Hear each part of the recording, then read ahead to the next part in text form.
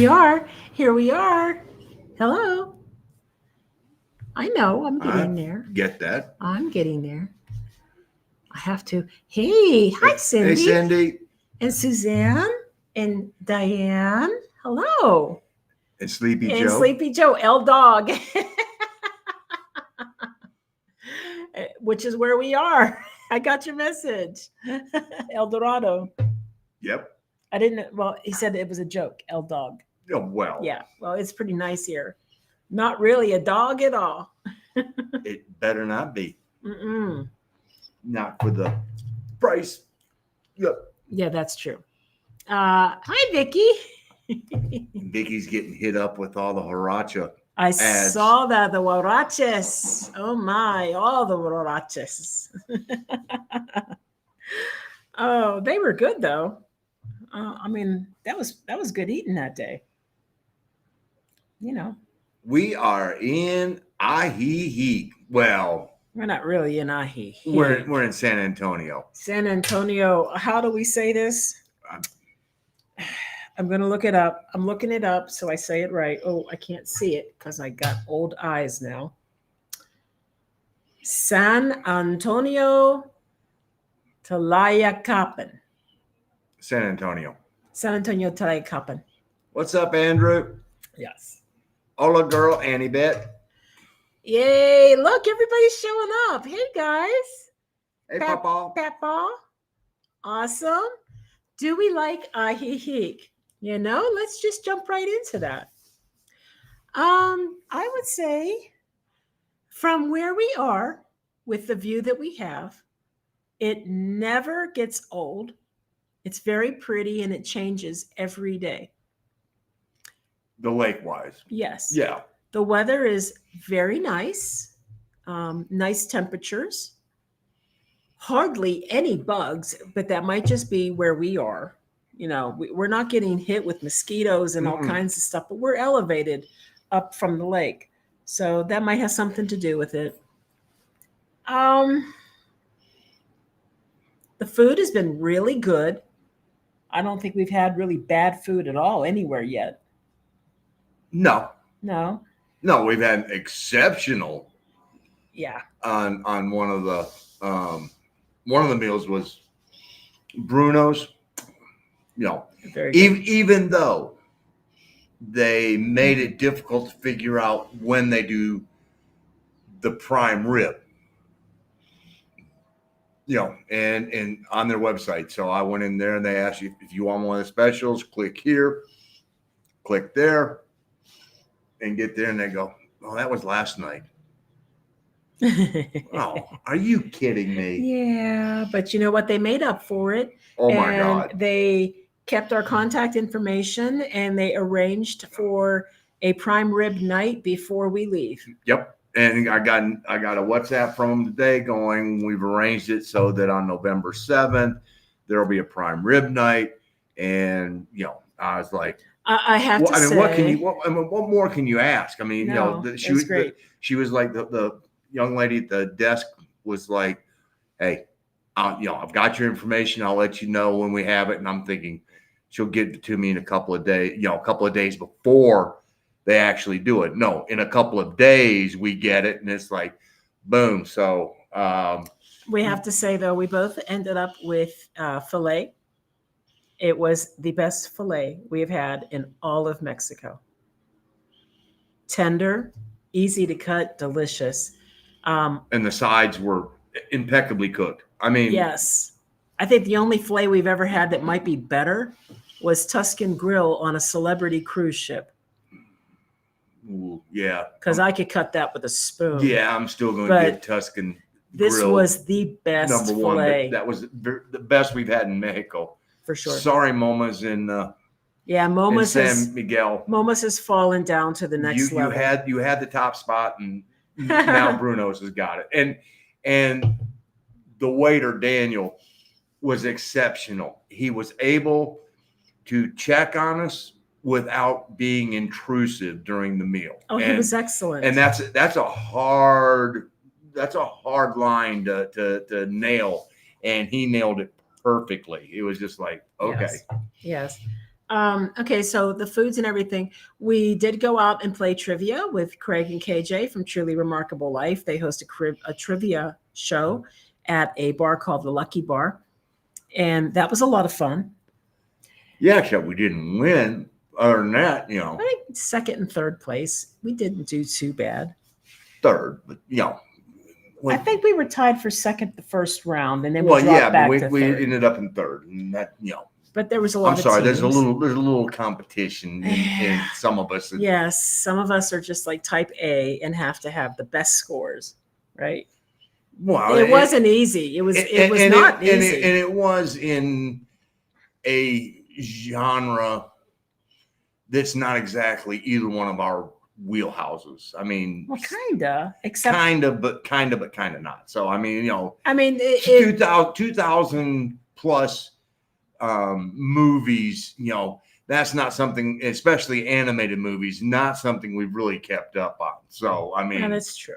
That's true. you know, But what have we noticed about? Let's see, the people in Ajijic. The people in general are very, very, very nice and warm and welcoming. That includes foreigners and Mexicans. We have run into a few expats and foreigners who, um, yeah, they have that level of entitlement. You can see it oozing off of them. You can hear it in the way they talk. I'm not gonna lie. We actually, I got a little put off by somebody at the Lake Chapala Society, in fact, because this woman, she misunderstood yeah, what it was. I mean, no, she thought we were going to be meeting there on a regular basis, and I told her that we were going to be having the Mextranjero conference there on February 7th, and the first words out of her mouth was, what volunteer? yeah. What volunteer activities do you perform? And it's like, None. you know, But she kept pushing that about the volunteering, and we're visiting. We're not volunteering for no, anything. this is people coming from the U.S., Canada, all over Mexico. She was very pressing on that, and she was definitely wanting to know what sort of volunteer work we do. And while I get that that's really important, and a lot of people do put their time toward volunteer work in this country as a responsible and nice way of giving back to the community. I get it, but to almost feel like you're being pressured into that, or it's an expectation or a demand of you, was a little off-putting. Just saying. But for those of you who are coming to the event, the Lake Chapala Society, that property, it's going to be perfect. Stunning. It is. It's going to be perfect. It's very large and expansive. Lots of places to gather and talk, and lovely gardens, a beautiful koi pond, and I mean, it was really, really nice. It takes up, I think, almost a whole block. Oh no, it takes up a whole block. Yeah. It had to have been. I don't know. I'll have to look up the history, but that place had to have been an hacienda at one time. It had to be. It's the only thing that makes any sense the way it's laid out. Yeah. We went to the Malecón. I have to say, okay, so number one, we went into Centro Ajijic. The main jardín is actually so much smaller than I thought it would be, but it's quaint. And then we walked down to the Malecón, and the Malecón itself is actually very nice. It's nicely paved. There's lots of little gardening spots. There's a play center for children. There are people selling the normal wares. Stuff. Yeah, I mean the snacks, the drinks, the knickknacks and all of that. It's I would have to say it's probably the smallest central area I think that we've encountered. Even smaller than Huatulco. Oh God, yeah. It was surprising. I thought it would be bigger, but that's okay. There was a lovely wedding going on at the church right down the street from Centro. And at the Malecón, the thing I noticed that I wasn't expecting was the amount of vegetation in the lake. It appears that water hyacinths are in high season right now, and it's weird. They move across the lake One day it looks like there's a sandbar or an island. If there's any type of weather, and I'm not saying storms or anything else, but there's winds. If the winds pick up or something, it seems like it all congregates right here at San Antonio. Mhm. And I mean, we look out and it's like, wow, oh, there's all the hyacinths. It's like there's an island out there. And then later on in the afternoon, you look back out and it's like, poof. Yeah. It's started to distribute itself all across the lake. So, I would say in general, the people have been really nice and welcoming. I definitely recognize a strong artistic bohemian type atmosphere. And there is definitely a large support system for anyone who is of alternative lifestyles, whether it's LGBTIQA plus. I don't want to leave all the letters out, but it's a very strong community. yes. And there's a lot of very welcoming places to hang out. And it's a small enough community that you will start running into the same people. Yeah. Over and over and over again. Because sure. I mean, we did trivia one night, then we went to Johanna's Restaurante Alemán the next evening, and there was probably a whole table. I mean, I'm talking long table. A long table. At least half of those people were at trivia. Were at trivia the night before. So, yep. Yeah. Food varieties. Let's see. We've got Jewish delicatessens. Oh, that will be later this week. German. We have Italian. I know I'm forgetting something because we did go to Tony's. Yeah. And we went to Bruno's and we went to Johanna's and Monique's Dos. That was a little more regional flair. Yeah. Yeah. Went to a cigar bar, but they didn't have any cigars. Thank God I had my own. But it was a really nice laid back. Oh, Fanny was. Yes. I mean, she was on spot on. The drinks were very good. As strong. And I had an espresso martini. It was like, I'm going to have these people come back and see me, so I'm going to give them an extra pour. And boy, was it an extra pour. It was like, wow. But the room the room that you actually relax in and where you can have the cigars, it's leather furniture and it's very calm and just kind of cool. And I had some nice jazz going on. Sort of just sit, chill, have a cocktail and a cigar. Oh gosh. Okay.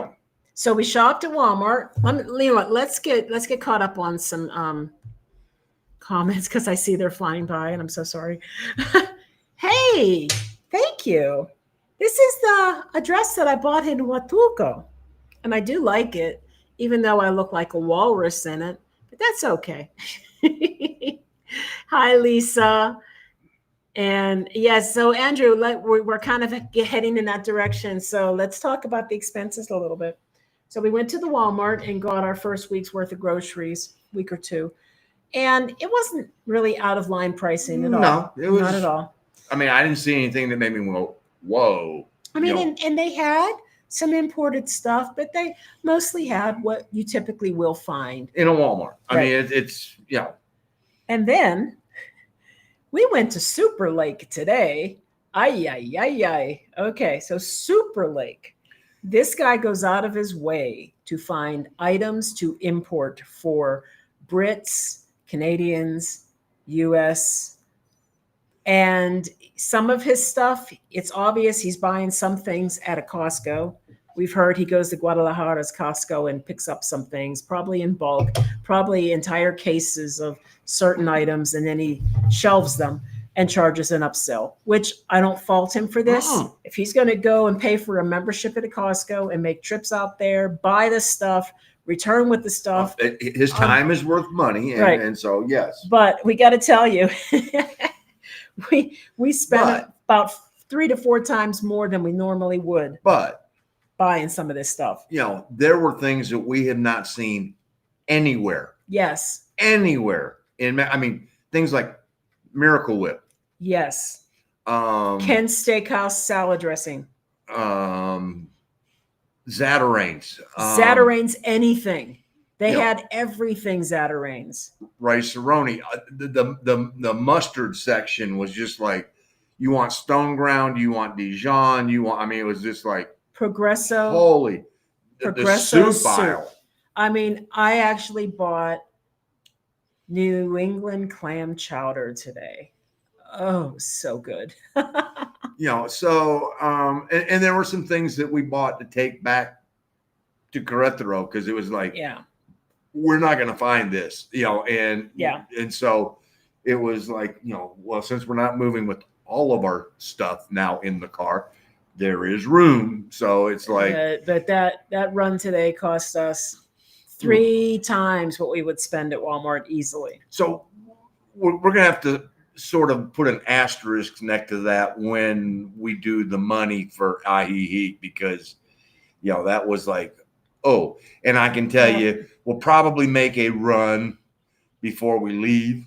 If we eat some things, and I can guarantee when we come down here in February, there will be a stop. Oh, they even had Hillshire Farms kielbasa.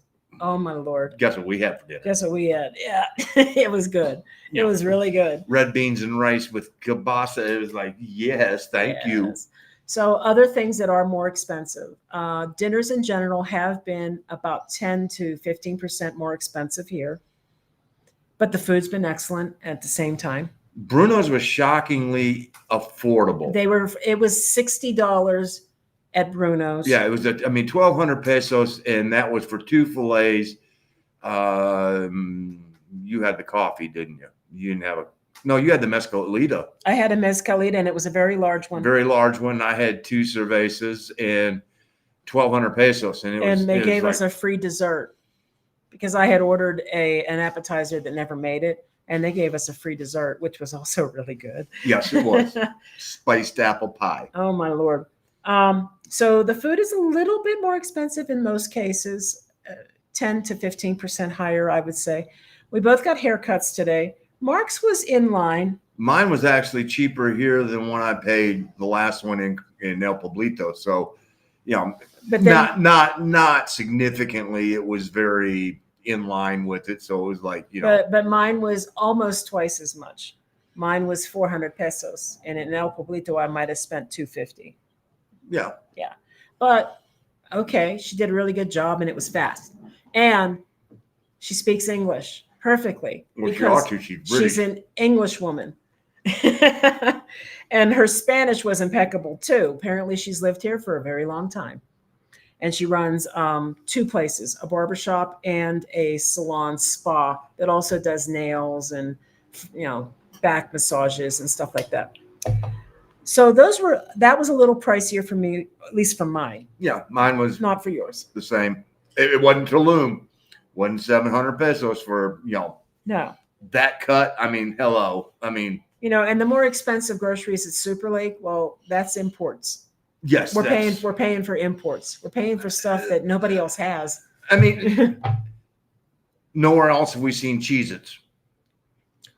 And the thing is it's one of those where even though we just got back from the States, it's sort of, oh man, yeah, the game's going to be on. I can have me a box of Cheez-Its and yeah. So Yeah.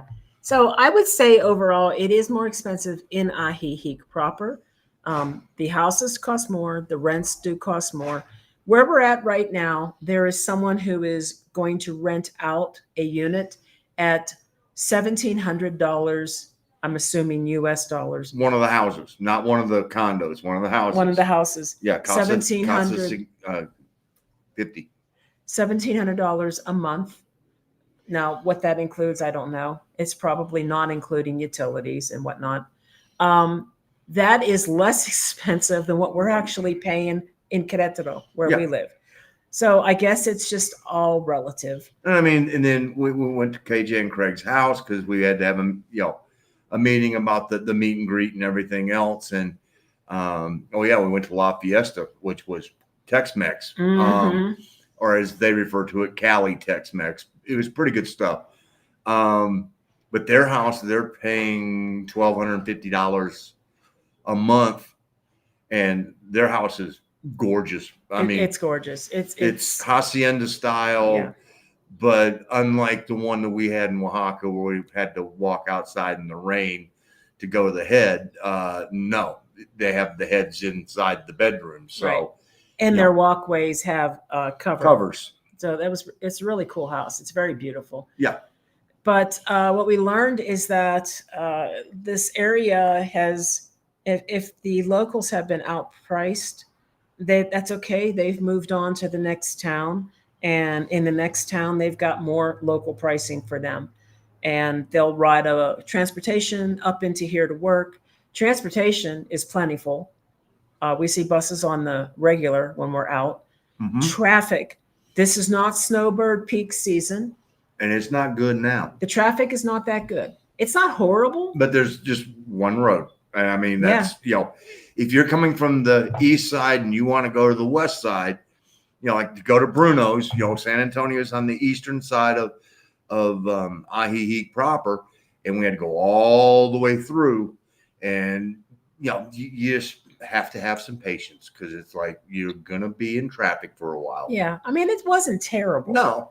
But I could see during peak season how it might be much less tolerable for people.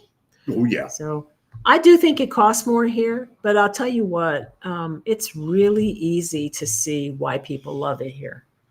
It's quite nice, I think. Yeah. I mean, it is probably, no, not probably.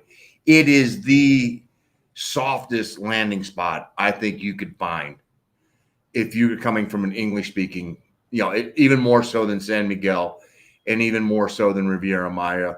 You can't speak to Puerto Vallarta, but no, this is by far, if you're going to land someplace and your command of Spanish is lacking, this is the place. Because, I mean, I got a haircut today and we spoke nothing of Spanish because, she was, oh, good morning. And I'm, buen dia. And I'm like, no, we're doing this in Spanish, and nice. And it's just, it helps me, and I know that for her, if she practices her English gets better. It's sort of you could both do it. Yeah. You could both do it.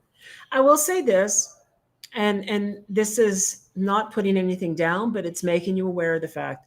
I do strongly feel that this is a very left-leaning liberal core in Mexico, politically speaking. And as long as everybody just kind of keeps their stuff to themselves, I don't see anybody having an issue with that.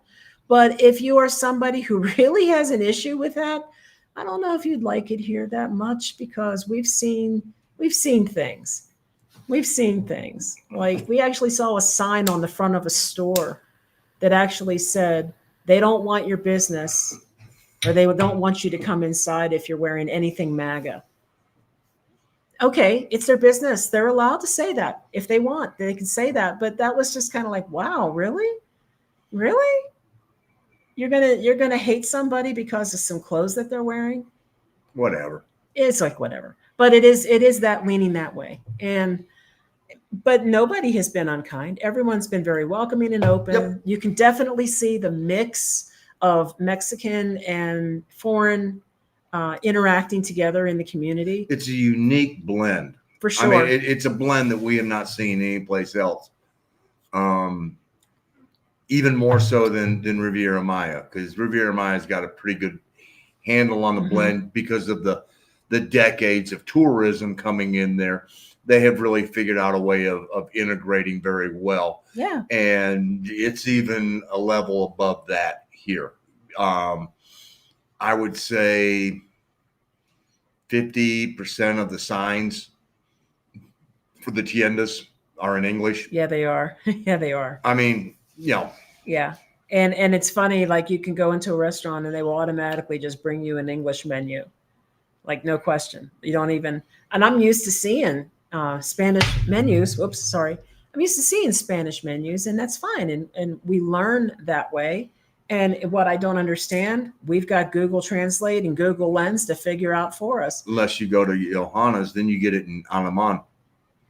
It wasn't. It wasn't German. I know it Yes, it was. was. I got some kind of schnitzel. I can't remember what. It was veal. Yeah. It was so good. Oh my gosh.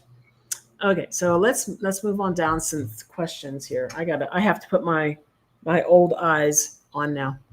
Oh, Hello, Alfredo and Denise. hey guys, how's it going? Paulette left our house about 9 this morning, and they're still driving. Oh goodness, yeah. I There was a time I used to be able to do those long drives. I used to do the drives from Charlotte to Philadelphia, and you'd have to go around the Beltway around DC, and those would be really long days. Then Mark had to start making the drive. Yeah, and I started Hey, Arlene. falling asleep. I start getting really tired, and I couldn't do it anymore. And I started taking buses, and then I started finding other ways to go. Or Mark did the drive. Then it was planes, and it just goes on and on. Just couldn't do it any longer. Oh, whoa! I just got my Mexican citizenship. There you go. Now working on residency. That is awesome. Good Well, once job. you got the citizenship, bud, I think the rest of it's going to be pretty.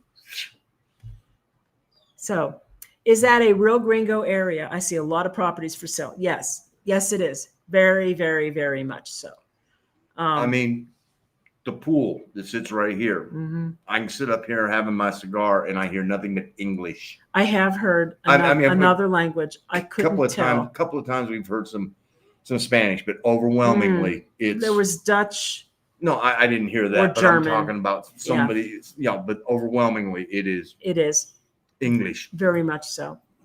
And of course, a lot of Canadians love to come in the winter here. So it's a mix. It's very strong English speaking. And of course, the lady who did my hair today, she is English and she's been here a long time. Since the 1950s, this has been a hot spot. Yep.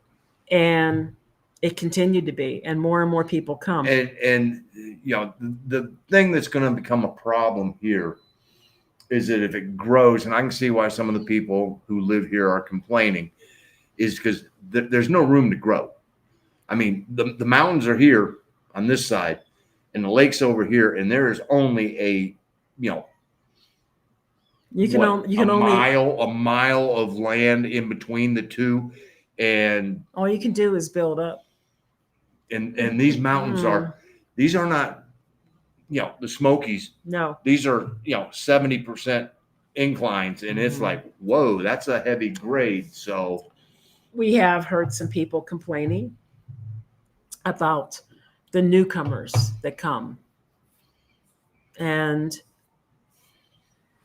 I've actually seen people online saying things to dissuade anyone from coming. And it's like, I don't know. You're here, so what? You cornered the market on living here, and nobody else is allowed to now. Yeah, I don't know. It's gonna evolve. It's gonna change, and that's gonna continue. And one or two things is either gonna occur. It's either gonna have an increase in the number of expats, and that's gonna drive the prices higher, or expats are gonna go, I've had enough, and they're gonna leave. And then it's going to become. I'm saying those are the two possibilities. I expect one over the other. Yeah. But here in El Dorado, they have a whole nother tower that is about 50% complete, and it has sat in this exact condition for 5 years while they're dealing with the government of, I guess, probably Jalisco about the permits for it. And somebody needs more money. 5 years. 5 years. They were going to have 2 of these towers, and they only have 1. And so they've got the frame for this other one just standing 5 years. So by the way, this was actually originally, may still be, managed by Radisson Blue. So it was a Radisson Blue property. I don't know if it still is. I don't know. All we know is we paid Airbnb. That's we're paying an owner. So, I mean, I could live here. I could live here. Not in this unit. Why not? No. we're too much on top of each other. Oh, well, I mean, anyway, but this area, like with this view, like if we oh had a house, there's houses right over here within the same yeah, community. I agree. View like this, looking at that lake every day, it changes every day. Some days the clouds just hang and you can't even see the other side. And then other days like today, it is clear and just absolutely stunning. And the sun sets at night, the sky gets beautiful and pink. Yeah, I could look at that every day. The weather's really nice. What I don't think I could do every day is deal with the extra prices and that traffic in the wintertime would be Well, rough, yeah, I think. It's okay now, it's tolerable now, but I can totally see how annoying that could but get. I mean, let's be for real. Where if you think about driving on the east side of Querétaro, over by Los Arcos on 57, Yep. that sucks. It doesn't matter when. Every day. Every day. And that's designed to be 3 lanes and ends up being 4 lanes, and it still is just slammed. So It's true. Hey, Jesse. hey, Jesse. Hey there. Um, there you go. That's right. Very high percentage, gringo. English is widely spoken. It certainly is. It certainly is. And I don't think we've run into anybody except a couple people who didn't speak any English at all. Just a few. Most of them speak some. Some of them speak really well. Some of them are very well, Yeah. and but it's. I mean, I had to help somebody out at the Walmart the other day when I went over to get some soda because somebody went out with a basket, and you're not supposed to take the basket outside of the store. Oh, The little pull baskets, the little short, I didn't know that. and so the buzzer went off, Oh, and they thought because it was a gringo woman that she was with the people that were in front of me because they were gringos, and so she was talking to them, and they were just like and so I went, ellos no conocen esta mujer, and the guy just sort of looked at me and goes, sí, no conocen, and Canosen? they didn't know. Yes. Canosen. That's a new one for me. So Okay. yeah, it's like, okay. So Kelly, we're glad you're here and you can catch up, right? Suzanne, I've heard this too. I've heard the lake is very polluted, but then I've also heard that 60% of the water in Guadalajara is sourced from this lake.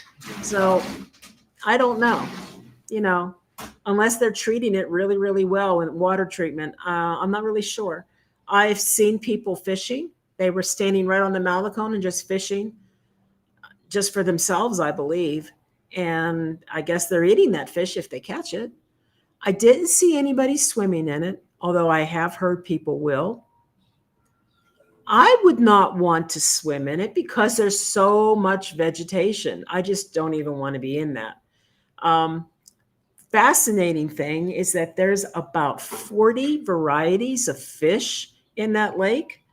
And I want to say it's either 60 or 80 varieties of waterfowl that are either native to the area or migratory. So there's a whole ecosystem that's really, really pretty cool. And when we were down there at the Malecon, we actually, I used my bird app, Merlin, to either take pictures or sound recordings. And we came across some heron, egrets, I'm trying to think what else, monk parrot or monk parakeet or something like that. And then there was some kind of like waterfowl that would dive under the water and disappear for a while and then come back up. And I forget what they were called, but Mark told me their name. That was just a few of the things that we saw. And there's definitely, I mean, if you were going to swim in that, you're going to run into some animals and some vegetation. I don't know if I would want to. It's not the same as going to swim in a large, well, maybe in a lake that isn't considered polluted or out at the ocean. But at the same time, I don't know how bad it is, because if the water feeding Guadalajara is coming from here, how bad could it be? I don't know. I guess somebody needs to do a study on that. I do think that JC Video on that. yeah, the guy who does What's on My Mind Today. He actually did water test the water, and if I recall, he didn't find anything extraordinarily bad or off-putting from the water he tested. No, and I think that was about 2 years ago, give or take. Yeah, I think so. There's just a lot of vegetation. I keep going back to that because there's so much more than I thought there would be. I'm used to seeing water hyacinth flowing down rivers, and I know that when they get to be too much, they can dam up waterways and We saw that. cause problems. Where's it coming from here? I think they introduced it because I think they were trying to use the hyacinth to take out pollutants out of the. It could be. And it's just in a crazy bloom right now because there's so much of it. My goodness. Anyway, the boats. And it does attract a lot of waterfowl. Yes, it does. Let's see, we got our residency stickers in Oklahoma City. Yay! Congratulations. That's like the biggest, most stressful thing I think we went into was that. It was that appointment. Let's see. Do they eat the fish? If any, we've seen people fishing. Yeah. See, again, back to the contamination. We've seen people fishing, so they must be eating the fish. Somehow I don't feel like people just would stand on the Malecone and fish for sport here. So they must be catching and eating. And as to how contaminated the water really is, I don't know. Guadalajara doesn't seem to think it's that bad because they're using it. I hope the fish isn't from that lake. Yeah, I don't know. I haven't had fish yet either. I have had shrimp around here. I don't know where it's coming from though. The ocean, I guess. So I would not eat the fish in the river downtown Nashville either. Yeah. Papaw, good point. No recent factual scientific testing or analysis on the lake. Data supporting it being polluted is quite old, and when the lake was drastically lower than normal. Yeah, I don't think it's real low right now. I read historically that at a time when it was very low, they reclaimed some lands for farming, but the lands, of course, are subject to flooding as the water changes. So they were using that. It was very fertile, good land to farm on. And again, JC did do a video where he did his own water testing and things came out okay. So let's see. Are you staying in a house or a condo? We are in a condo. There are 5 floors and we are on the 2nd floor. We have what I think what we have is like a half unit because every other floor seems to either have a solid section or a split section, and we're on a split section. And there's elevators, and because it's the 2nd floor, if we had to use the stairs, it's not so bad. I would hate to be on the 5th floor and have to use those stairs. On the roof, which would be the 6th level, there is a nice patio, terrazza, seated area, and they have a wet bar and a grill up there, a gas propane grill. I do believe you have to reserve to use it. We're not going to use it. And then on the sub level where the parking garage is, that's the same level as the pool and the clubhouse and the gym. I just discovered we had a gym yesterday. I didn't even go down to actually look at it yet. But the clubhouse is very nice. And it's got a full service kitchen. You can reserve that. It's got a full refrigerator, professional like a full service kitchen. There's even a deep fryer. 2 pool tables. 2 pool tables. Library. Small library of loaner books, and some really cool seating areas. There's like these little basket nest seats that you can crawl into, and then the pool's very nice, and it's got a hot tub that is actually hot with some nice jets, and a kiddie pool that doesn't really get used that often. No. Not a lot of kids here. And I think it's open to the whole community, isn't it? It is. Yeah. And the majority of the people here have not seen kid age in a long, long time. Oh, that's true. Yeah. But oh, and there's tennis courts. There's two clay courts. No, No, those are hard courts. those are hard courts. Yes. Sorry, two hard courts. Hmm. And then there's one of those little sweat lodge houses. I don't know if it ever gets used or if it's for decoration, because I looked inside and there is a dugout recessed area. I don't know. I've been curious about it. I don't know. Even if it was in use, I don't think I could squat down low enough to crawl into the thing. No. I mean, I looked Uh-uh. in. That's about it. I'm not going to get on my hands and knees and crawl in it. But I don't see a lot of traffic. It's very quiet here. Yep. Of course, it's gated. And what else can you say about El Dorado? That's you've just about covered it. I think I did. So we are in the condo in the tower, and then there's lots of single family homes spread throughout. It's a Bravada. I mean, it's a neighborhood with a tower that has the condos in it. Very nice gardens, very nice trees and flowers. It's really well manicured. Diana. Thank you, Diane. I got it cut today. She did a good job. Very good job. And Suzanne, thank you. Oh, well, hello, Fernando. Well, why do American immigrants make videos like this in a country that's not theirs? Well, because we have people who are interested in seeing what it's like to live in a country that's not ours. And we are aware that it's not our country because we are guests. Yep. And as guests, we try to behave and respect the customs and the culture and the people of the country that we're visiting.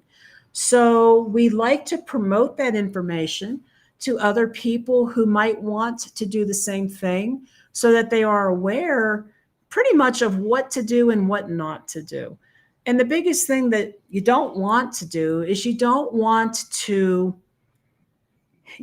try to change the place to fit you. Oh God, no. When you're visiting, you are a guest and you need to respect the people that you're visiting. And that's really what this channel's about. It's about showing people where we live, how much it costs us to live here, and how we adjust to and basically assimilate into the culture. Yeah. I mean, it's just one of those where, you have to be cognizant of where you are. And the better part of it is by assimilating and adopting the lifestyle here in Mexico of the Mexican people, your life is improved so much. So, why anybody would go, I want to change that. No. Leave it alone. They've got it figured out right. Just adapt to it, and go with it, and you will be so much happier. Exactly. So this is really more about informing people, helping people understand what it takes to do this sort of life. Right now, we're living pretty well at the moment. Let's be honest. We're inside a privada in a condo. It's expensive, but we wanted to visit this area for about a month just to see what it was really like to live here. We've been to, I don't even know how many states now. About 16, 17 cities. We've been we've been in over half of the states in Mexico. And almost 18 cities, I think. I'm not really, I have to count them. But the whole purpose was to experience each area. And each area truly does differ in the people and in their customs. And except for one thing. What's that? The kindness is universal across Mexico. It sure is. The people, they may be a little bit different. They may have a little bit of a different accent. They may, some talk faster, some talk slower. But the warmth of the Mexican people has been, ubiquitous. And it's just been like, wow. That's, Exactly. So it's been a fun journey, and we have learned so much. We have learned about Mexican history. We've learned about the origins of some of the cities. We've learned about the atrocities of what had happened to the original people of Mexico, and we've learned about special holidays. And one of my favorite areas to be, some of my favorite areas were um, Dolores Hidalgo. Oh God, for history, you can't beat that whole that corridor from San Miguel de Allende, Atotonilco, and Dolores Hidalgo. Mm-hmm. I mean, that's the birthplace of the Mexican independence, and so we learned so much that we did not know by being in that area. And then another great place for history is Puebla. I mean, Puebla was wonderful. yes. Puebla was fascinating. And I don't know. It's kind of sad because when you live in the United States, you're so insulated. You don't really learn anything about your neighbors to the north or your neighbors to the south. And the little bit that you do learn tends to never be anything positive. And yet they teach us Roman history, Greek history, British history, European history. Yeah, I mean, European you history. get everything except for the history of the indigenous people of the Americas. All of them. All of them.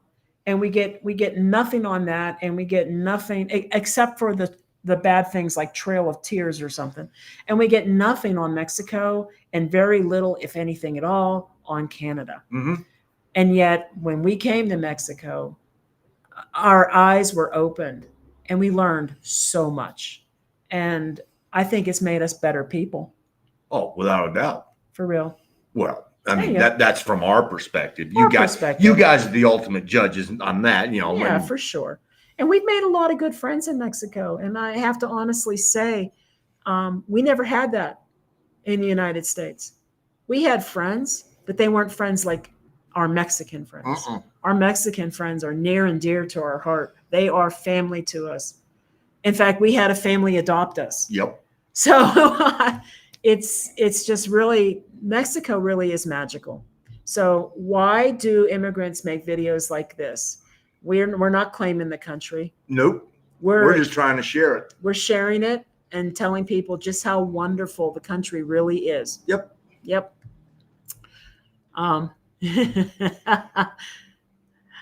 Good to know, but the left leaning, I'm out. Well, honestly, Andrew, it's one of those where if you just keep your stuff to yourself, and quite honestly, if everybody would just check their shit at the border mm-hmm.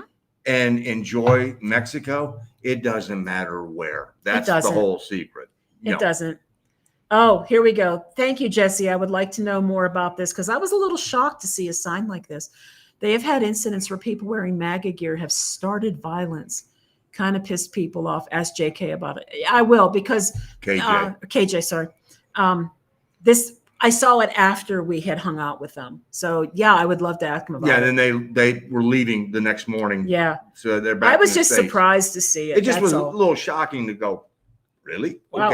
Okay. Yeah, not that we have any of that. We don't. We don't. I was just surprised to see it actually posted blatantly outside.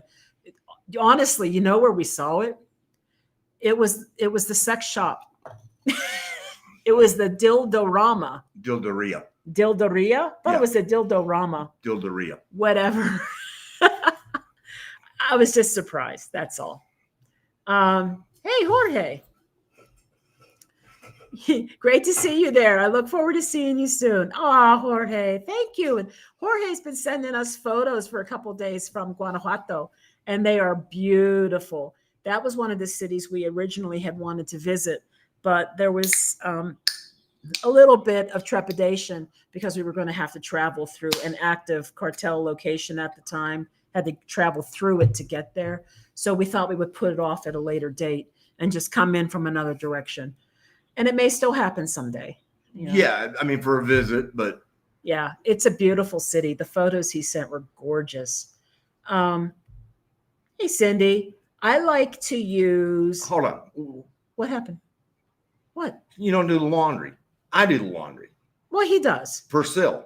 It's Persil, but he buys Persil because I like it. Well, I can't smell. 40 some years of these, and I have no aroma In whatsoever. I mean, in the none. United States, the only time I would ever buy Persil is if it was on sale and I had a super double coupon, because Persil in the United States was very expensive for some reason. But here in Mexico, it's half the price of Tide. And I love the smell. It's my favorite. So, yeah. And here it's cheaper than most, and it's whatever aroma is the one she wants, and it's like, okay. I have learned a lot about this area so far in the first 30 minutes, and I know it's not for me, but it looks pretty. It's very pretty. It's very It pretty. is a place that is definitely worth visiting. And I can see the allure for a lot of people as to why they would land here. It's, I mean, I had the conversation with Yasmin, who was cutting my hair this morning, and quick conversation because short haircut. Want to know how I liked it. And, it's like, escucho mucho inglés aquí, and then she was like, you don't hear that in Querétaro? It's like, poquito, muy poquito in Querétaro. Yeah. We don't hear very much English at all in Querétaro. No, we don't. And so it really is one of those where, okay, I guess maybe for us, we want more of the true Mexican. This is sort of a. This is a hybrid. This is a hybrid. It's a hybrid. That's a good word to describe it. I don't think that it's inauthentic Mexican at all. Oh no. But it's definitely a hybrid, because you have this community that's been here since the 1950s and growing, and they have blended together. Mm-hmm. So, I mean, it's a unique situation. Oh, Andrew, Todos Santos here. And Papa, visited Ajijic twice, and it's great in many ways. Yeah. It isn't for us. Not every place is for everyone. No. I definitely see the allure. There are pockets of maybe certain demographics of people who would absolutely love this place, and it is the perfect spot.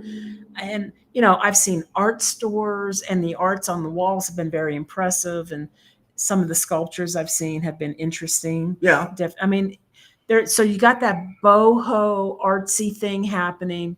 You've got definite open acceptance of LGBTIQ. I'm forgetting some. I forgot the I and the A plus. And that's great too, because everybody needs to find a place where they feel comfortable. And, a lot of people, why are you moving? Well, you're moving because you're not comfortable where you are. So you need to find a place that fits you. Yeah. And that it's one of the reasons we're in city number 17, because, sitting in the US, how are we ever going to go, that's the right place? Right. And we just couldn't. I mean, KJ and Craig went, we're going to Ajijic, and it has suited them and fit them to a T. And they're, pleased as punch that they've been here for 3 years, and, that's not changing anytime soon. For us, it was, like, okay, we got to find that right spot. So there's been times we've gone to a place and you could just feel it. You feel it instantly. In your heart if this is the right place for you. And again, I don't get it. People will come here and have a beautiful, wonderful, soft landing. Very easy to understand why anybody would want to come here. And some people are going to love it, and some people just won't. And that's okay. Depends on what you're looking for. It doesn't, not every place has to be perfect for everyone. So. No, if it did, it'd be the biggest city in the world. Well, that's true. I mean, and it would be a really hard decision. Yeah.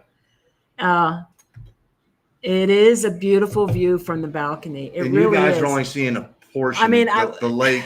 We wish we could just turn this around so you could see the lake, but when the sun goes down a little bit more, we may take 5 minutes and rotate the table and give you guys a view of across the lake. The at backlight. It's like, wow. The backlight just was too hard to fight. so we have to sort of leave it for now until the sun sinks a little lower. I tried to see the comet last night too. By the time the sun had sunk low enough for me to be able to see the comet, it had dropped below the horizon. It was below the horizon. And then I'm also fighting a little bit of a mountain over there, so I couldn't even see the comet last night. There's a little bit of a mountain there. I mean, it's these ones over here are just like, you ain't gonna see anything.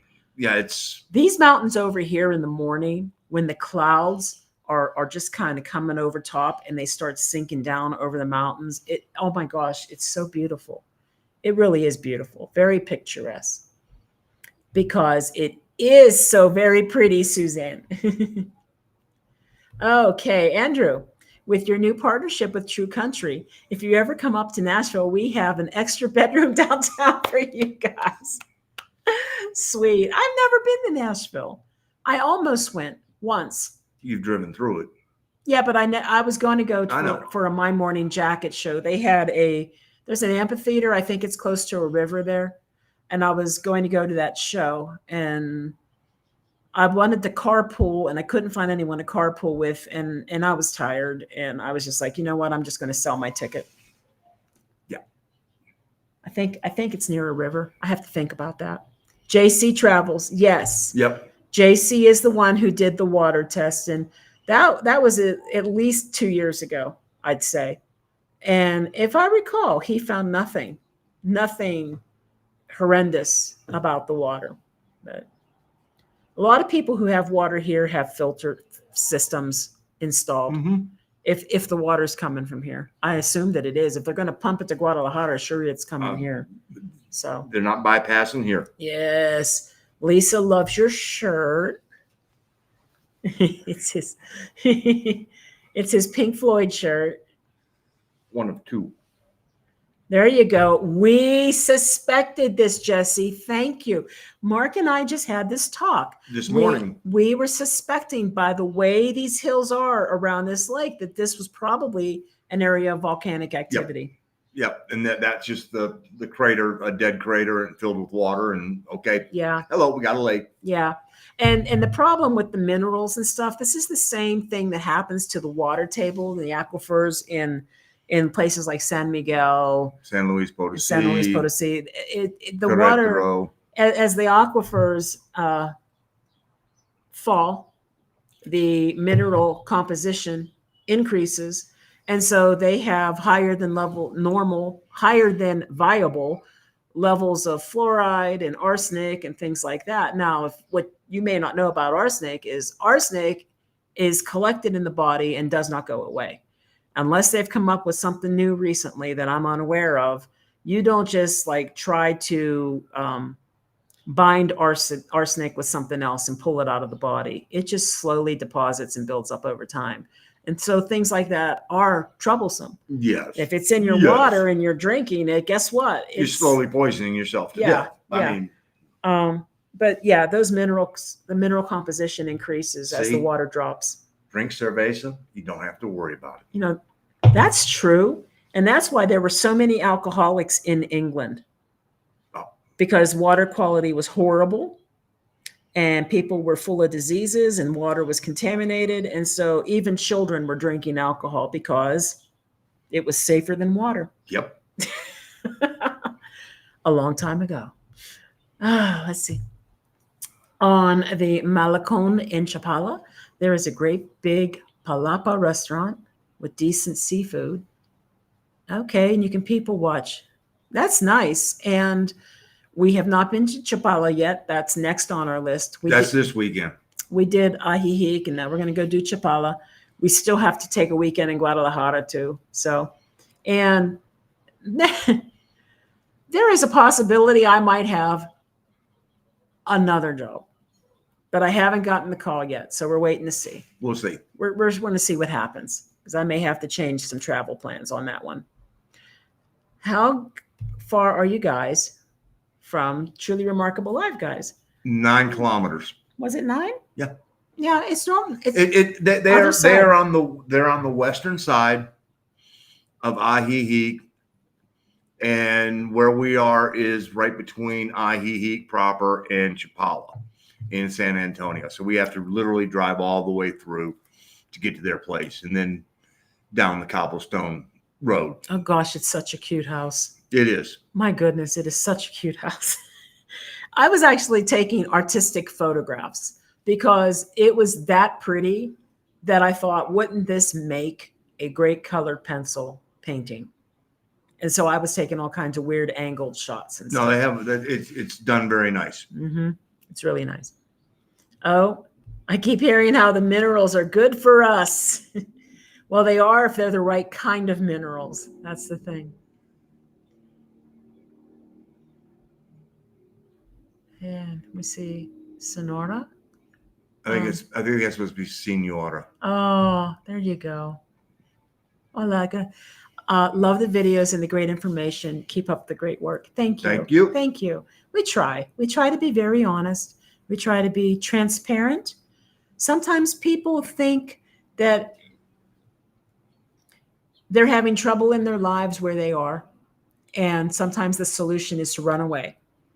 And so I've seen people on Facebook, I want to move to Mexico. What do I need to do first? Like they haven't even done any homework yet. And they go to Facebook and they ask questions and they get a lot of sarcastic comments from other people. Sourcastic? Sarcastic comments. Oh, sound like you said sour. Well, I might have said sour, but I mean, sarcastic they were a little comments. sour, but Yeah. I mean, Well, anyway, that's just how I talk. Yeah. And but they don't really think about, okay, so why do you want to run? How are you going to do it? What can you realistically expect? If you're going to go to Facebook and ask questions of strangers that you do not know, be prepared for what you're going to get. you're not going to get good information most of the time. And some people will just be so mean to give you totally wrong information just to throw you off. So we think it's really important that if you're going to do a move, you need to know what to expect. And you also need to know how to prepare for the adjustment of learning how to assimilate into the culture. Because and this happens in the United States too. It happens. People might move from another state to another state. The other part of that is some people need help on just the basic of how to actually put together the information, hence the spreadsheet at the very beginning. I mean, because if you do a deep dive and try and mine all the different data, you can mine all that data, and by the time you're done, good luck trying to remember everything. No, I mean, we actually had to have a spreadsheet to be able to go. You're going to overwhelm yourself. Yeah. But you also need to know, you need to answer questions. What am I looking for? Why am I looking for it? And what am I going to do with it once I find it? Well, and what was interesting is going back and looking at the spreadsheet, we put things on there that we thought were important at the time that we now go, not that big of a deal. Not that big of a deal. It's true. It's true. One of the things being crime. And we were like, oh, wow, we got to be careful of this and that. And then we get down here and we really find out that that's not really an issue in the parts of Mexico we have been in. It's, are there crimes of opportunity? Yes. Okay. We're back. It does that for some reason. I don't know. And so, we look at some of those things and we go, yeah. Too much will screw up your kidneys and maybe liver. That is the truth. That is the truth. I do that anyway. And let's just come in here. Kids needing kidney transplants because all they drank was local water and it really messed them up. Yeah, it can happen. Minerals can be good for you. Too many can be a bad thing. There is your body has something called stasis, and it tries very hard to keep things at the levels that it needs it to be at. And when you overwhelm your body, it starts to affect you in negative ways. Prime example is I had parathyroid issues. Parathyroid meant that my um, calcium was too high all the time. The calcium being too high all the time, and because it wasn't regulating correctly, it started leaching calcium out of my bones. Well, that's not good. I was too young to have osteoporosis, so there was that going on. But in addition to that, the levels were so high all the time that it started messing with me cognitively, and I would do stupid things like put my socks in the refrigerator or open up the pantry and just stare at it because I couldn't remember what the heck I needed, or try to balance a checkbook because my calcium was too high. What's my excuse? Age. Oh, okay. I don't know. I was too young for that stuff, And then once they took care of that, it was fine. Julia. Hi, Julia. Jeff and I got our temp visas last week. Yes. Salud. House will go on the market soon. We hope to be there early next year. Also, Jeff said it sucks that Ace died last week. Yes, it does. It sort of seems that that's becoming more commonplace. I guess that means we're all getting older and I know. I mean, that's just. But it is the truth that when I first liked Kiss as a kid, Ace Frehley was my guy. Ace the spaceman. Because her walls were nothing but guitar players. So, I mean, it's true. I mean, that's, It's true. Yes. I had that large poster from the Kiss Alive album. No, I take that back. I think it came out of the It might have come out of the Dynasty album, but it was a very large poster, very large. And that was one of the ones on my wall. But I totally loved Ace Frehley. I was totally into Ace Frehley. And I listened to Frehley's comment a little bit, later on when he went and did his solo career.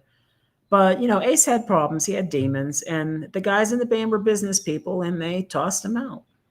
Well, one of them was definitely a business person. And that, No, I know. But personally, just between us, I think Ace was the most talented.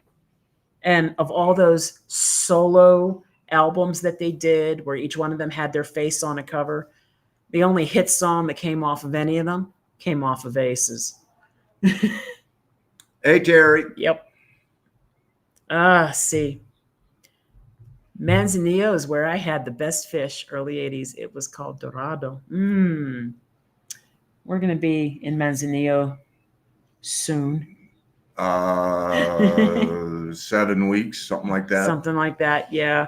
I'm looking forward to the seafood, but I know that he won't be. So he just doesn't. He doesn't. Hi from Oklahoma, Terry. Hola. The D shop. Yes, Jesse. The owner has posted about MAGA people coming in and grabbing stuff and throwing T-shirts around. Yeah, I'm gonna ask. Yeah, I mean, if you're wearing a MAGA shirt and you're being an asshole, then you're an asshole no matter what shirt you're wearing. You could be wearing an Ace Frehley shirt and you're still an asshole. You're still an asshole. If you're going to go into a shop and start throwing stuff around, it doesn't matter what your shirt is. So I don't. It was just a shock, but I would definitely want to ask KJ and Craig about it because I've never seen anything like that. And hey, again, like we said, they own the shop. They can do whatever they want. If they don't want those people in there, they have the right of saying, we don't want you in here. Yep, absolutely. I've just never seen the sign. It was shocking to see it in Mexico. That just was like. That's true. I mean, that's probably it. It was just shocking to see it. That's all. Hi, Stephanie. See, so, here's a good question. Hola, how much is a nice home to rent?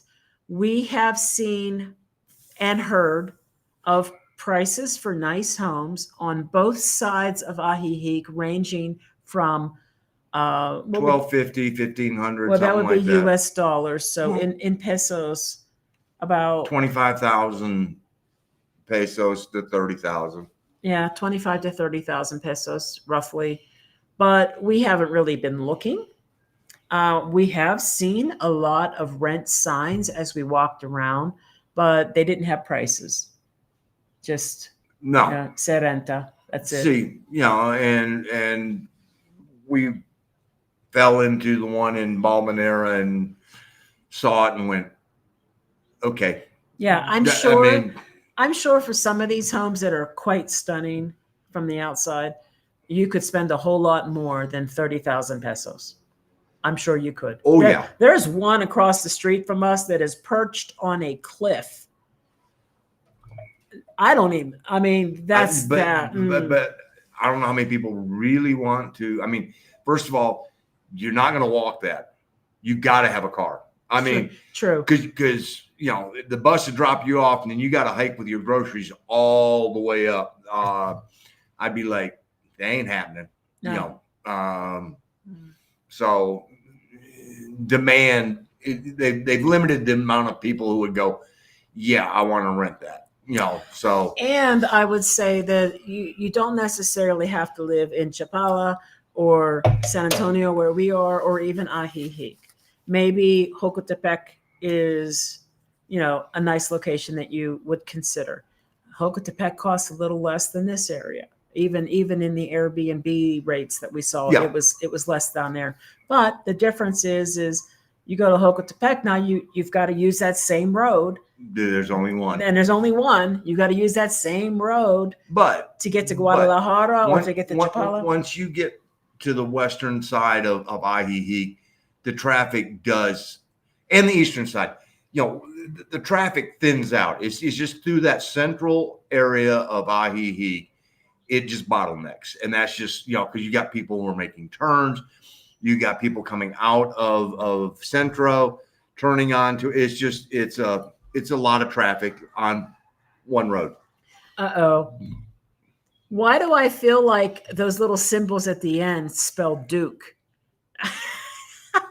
Because there's 4 of them. Because there's 4 of them. Yeah. Hey, everybody right now is 0-0. So we'll see. I'm looking forward to having that start here. I mean, right now we're riding high with the 5-1 Canes going, yes. Yeah. We knew that unbeaten streak wasn't going to go on forever, but we'll take 5-1. Now, if we can just split the next 2 between Colorado and Dallas and walk out of that trip 4-2, we'll be like, yeah, thank you. Oh, this is such a good comment, Kelly. I have for many, many years said I don't get it. Mexico is our neighbor, and we don't know anything about this country. No current events, nothing. Don't get it. We don't get it either. Yeah, we do. No, I mean, we really don't. Like, what? All right, so what was the issue back in the 1950s? There's never anything in history books at school about Mexico. No. Never. History. I'm talking about current, Current is different. Current is what it is. It's a little bit messed up right now, and we know that. The world's messed up. There's a lot of stuff going on that's just messed up right now. But what excuse is there? I am 56 years old. What excuse is there in all of my years of education, from elementary school to college to going back to college to going back to college again? Where was Mexican history in any of my courses? Nowhere. I couldn't even tell you the name of Mexican presidents. No, and what's interesting? Spanish American War. That's all I know, and even that wasn't even covered. On the Alamo. And it wasn't covered that much. No, but I mean, when I went to school, we learned, the Incas, the Aztecs, and the Mayans. And not that much about them. No, we learned that that's what the 3 were, and then we get here and we go, oh, there's so many more than just that, and it was like Aztec. Okay. You learn a name. There's like the Toltecs and There's like 65 indigenous languages in this country, recognized languages. That's incredible. But if I think about it, we don't learn anything about the indigenous of the United States either. We really don't. And I didn't realize, and it makes perfect sense, and I should have realized, because a large part of the United States belonged to Mexico. So when we were in San Miguel, we saw people who came from the Apache dancing. And guess what?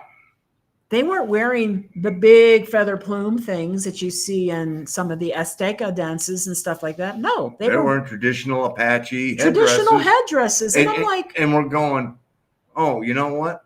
duh. There wasn't a border. Right. There I wasn't mean, a it was border. just, There wasn't a border. These people were in entire, tribes that were expanse of land between countries. And then when there was a border created, their tribes literally got cut in half.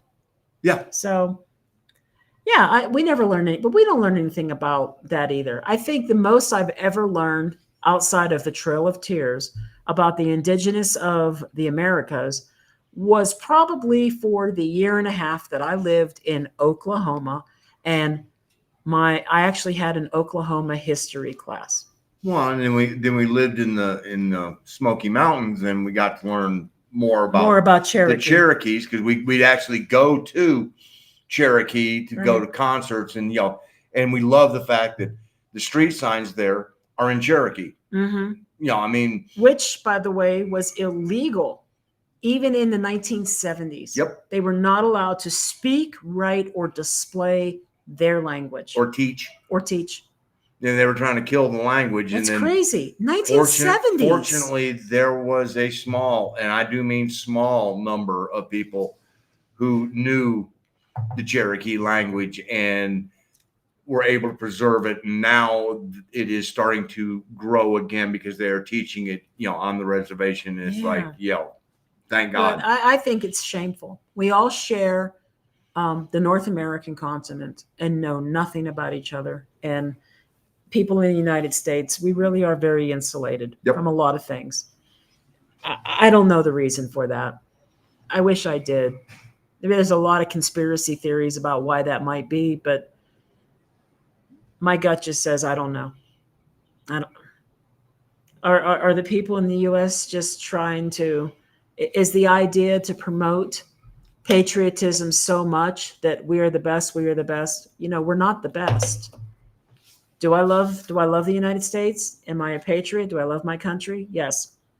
But we're not the best. We're not the best. And we're not the worst. And we're not the worst. But there are other countries that are equally as fantastic. It is one of those where you have, if you look at it with clear glasses, not rose-colored glasses, you realize that there are a lot of things that the U.S. has done to better the world, and there's a lot of things the U.S. has done to not better the world. And so it's one of those where you sort of have to go, hold on, look at history and judge it for what it is, and go, it's done a lot of great things, and it's done some not so great things. But the one thing it hasn't done is love thy neighbor. So this is true. No, that's the arrogance. What is the current temperature? Well, in Fahrenheit, it reached the 70s, possibly even 80 I'd Fahrenheit. say it's probably mid-70s about right now. But right now, I would, if I had to hazard a guess. Yeah, I'm going to look. And to be honest, Andrew, it has been extremely comfortable. I mean, I think there's only been 2 mornings where I have felt the need to put a hoodie on just in the morning because there's a little bit of a chill in the air. Is 75 Fahrenheit right now. Mid-70s. Yep. Yeah. I mean, it's very comfortable. So what would that be in Celsius? I guess that would be about 19-ish.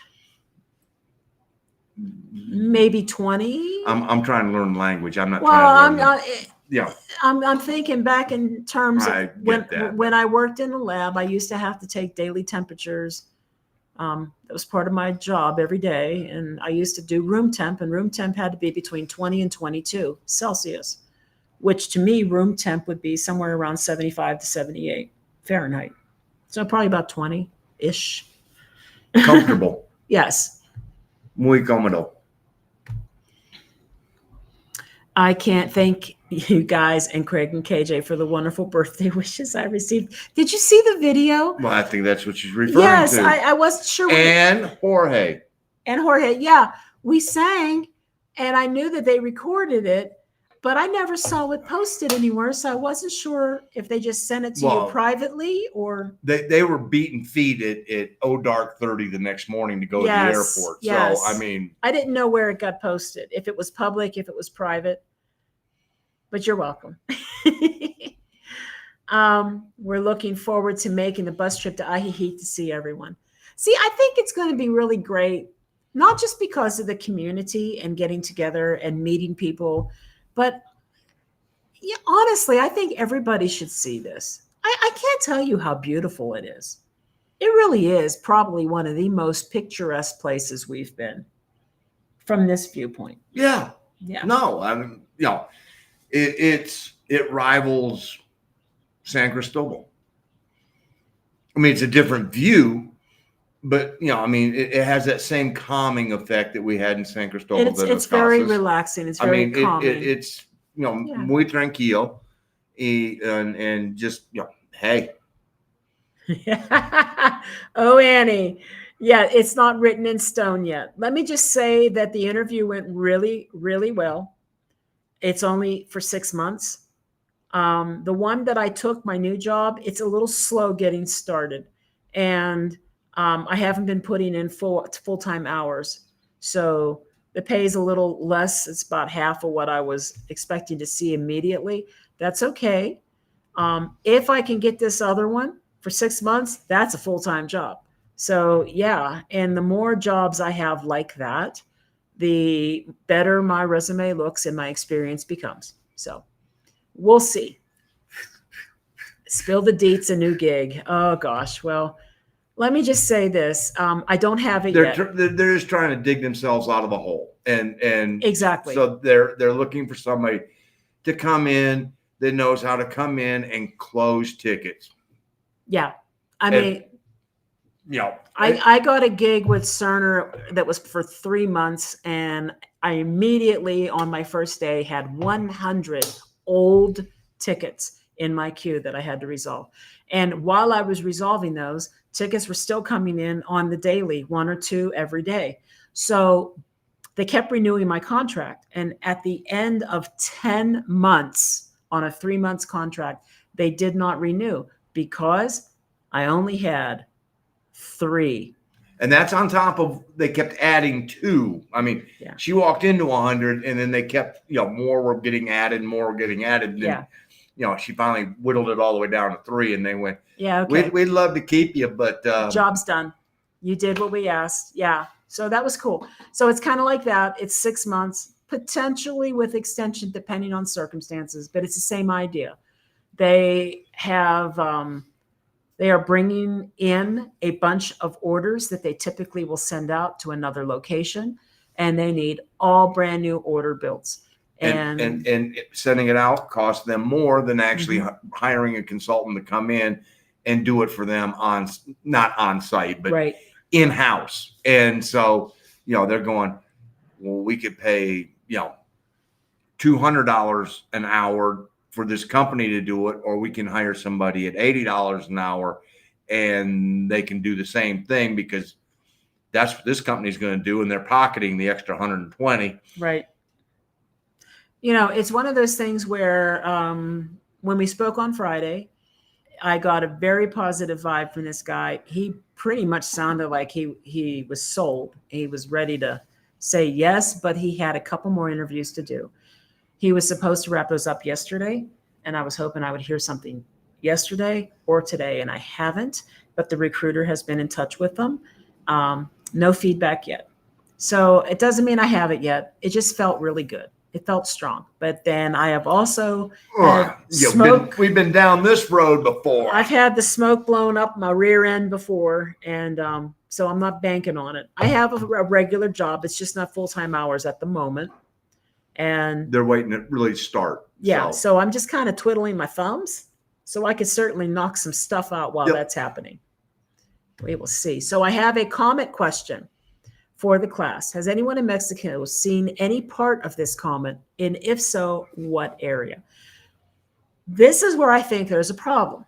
Okay, so the area, if you have a Stargazer app, you need to look for Scorpio. What was the other one? I thought it was Scorpius. Scorpius and Libra. Scorpio, Libra. I can't remember. You got to look for those constellations. But it's going to be basically where the sun is setting.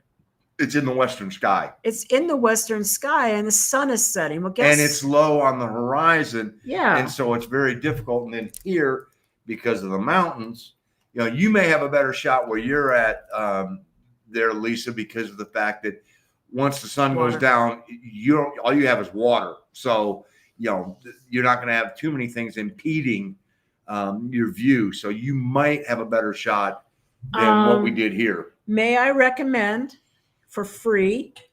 Google has a sky map. I think it's called Sky Map. I'm looking to see what it's called. And it's free. Yes. Google Sky Map.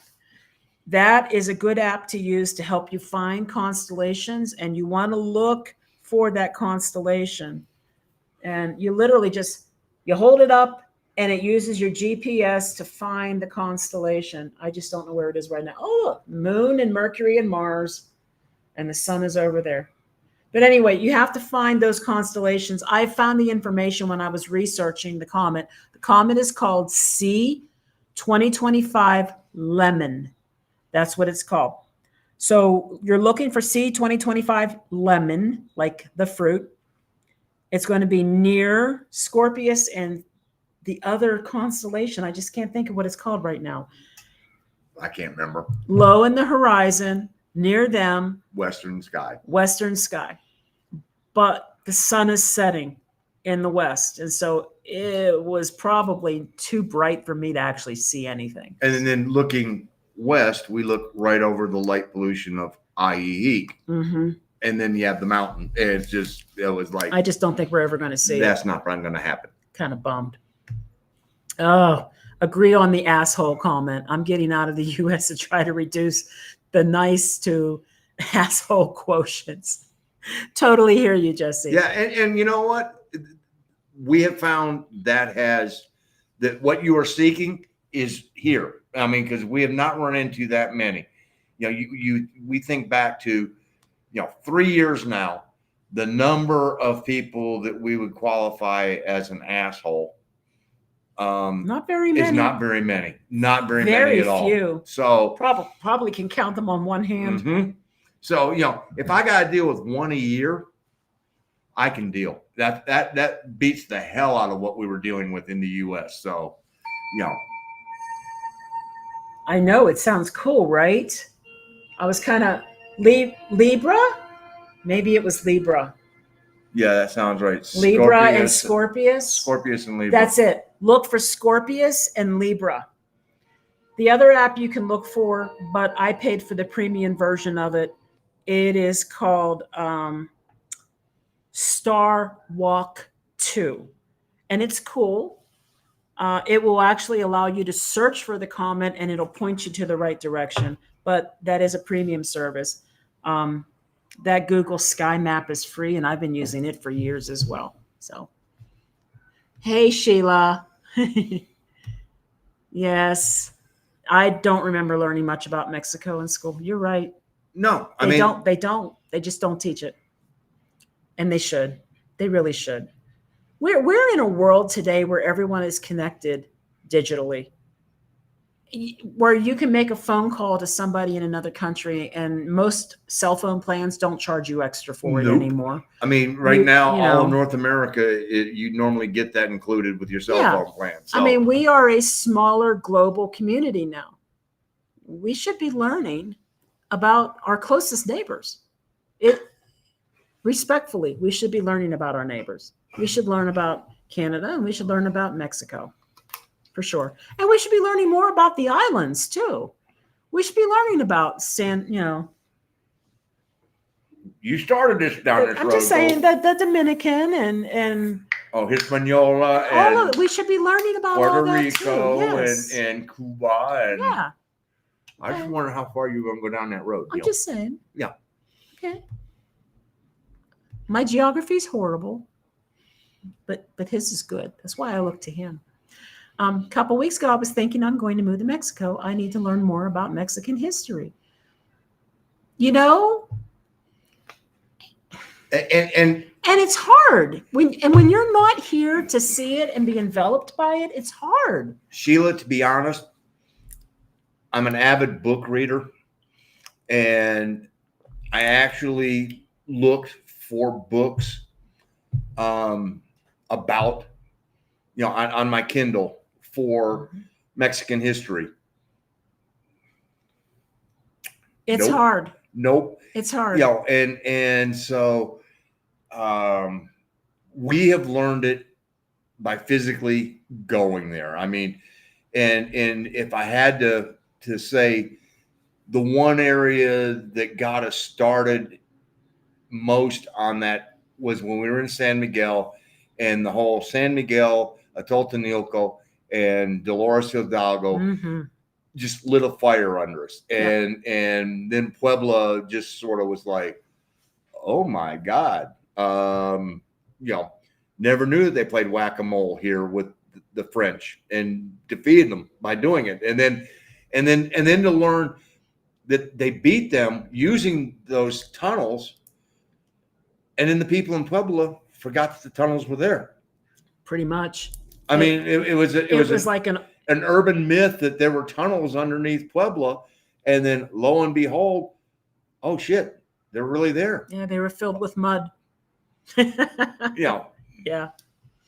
Oh, 47 in Michigan. But it was in the high 40s at night in Querétaro a few nights recently. Well, yeah, and I mean, and damn good sleeping weather. I mean, and Cindy, if it's 47 there now, which means it's about what, 8:30, 8:40 something.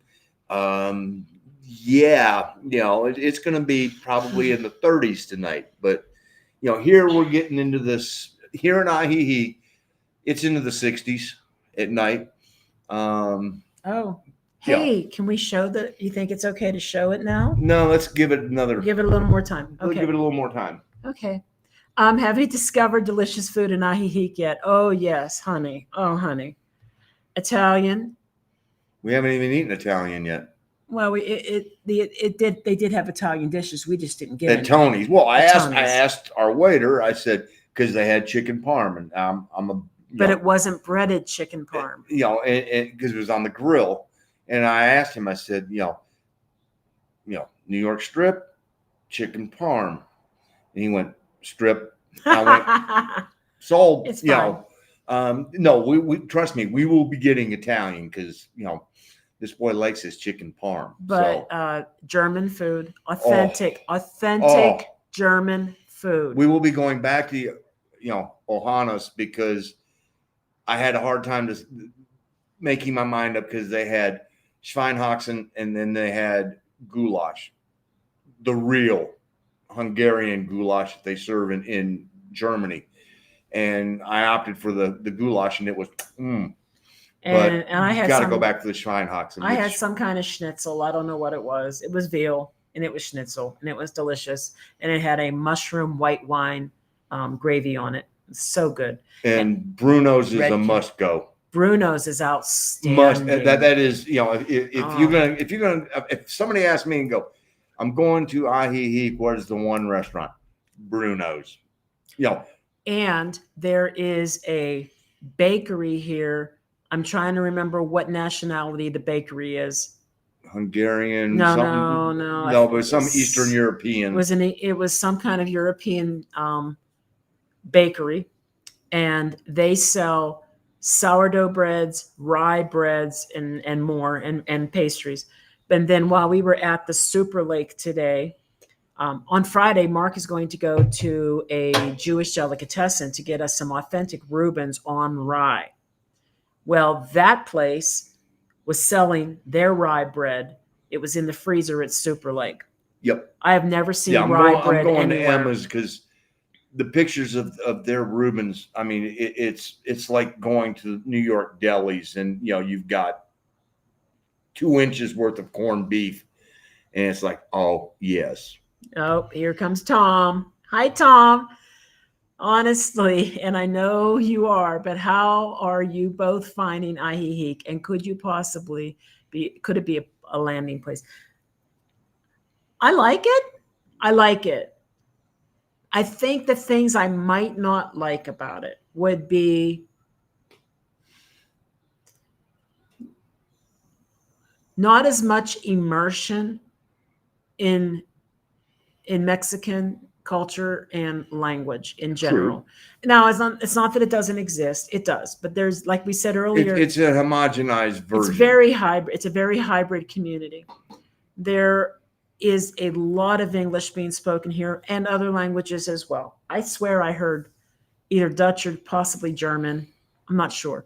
That one single road of traffic right now is not horrible, but it does take a while. I can only imagine what this is going to look like in the winter. And we're going to find out because we're going to be here in February.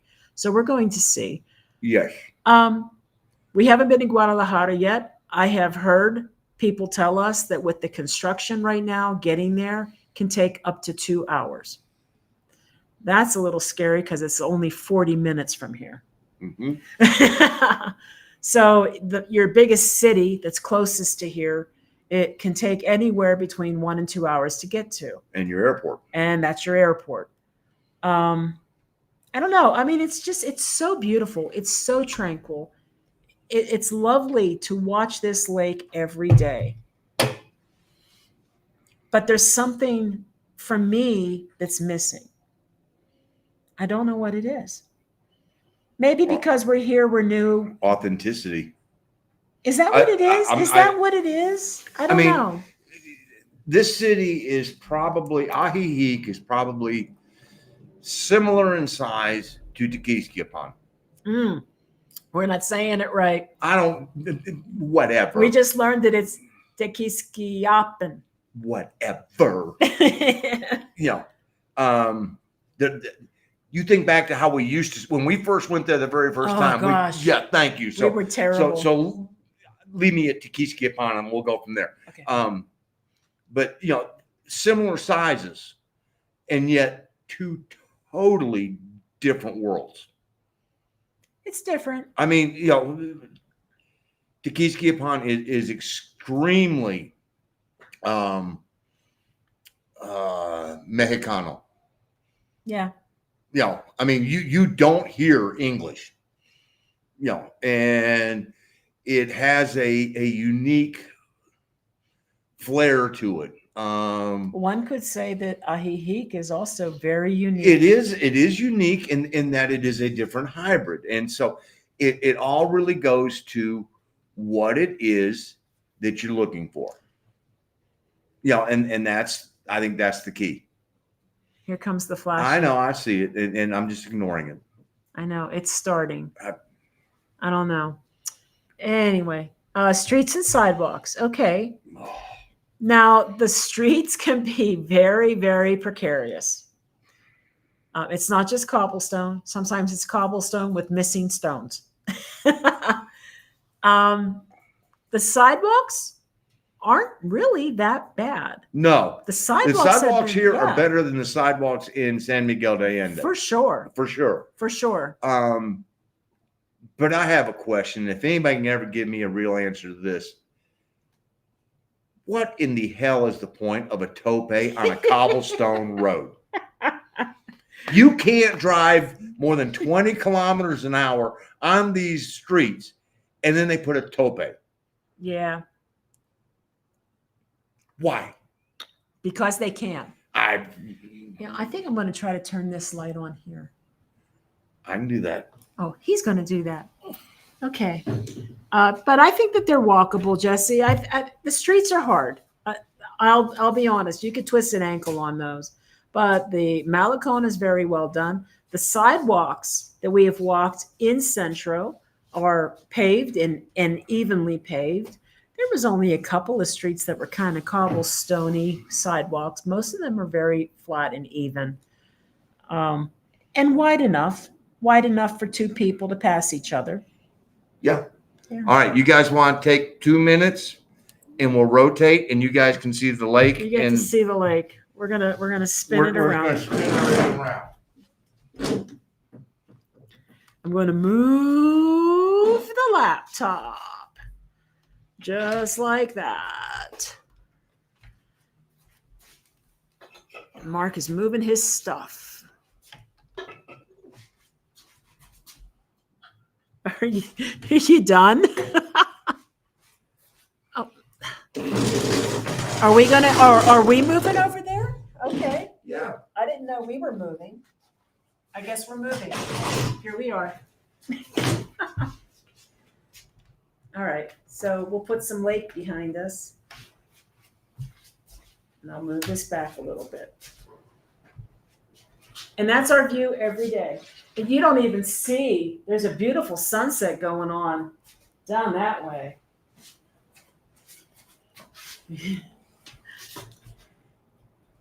There you go, babe. How's that look? I mean, I think we're okay. It's flashing again.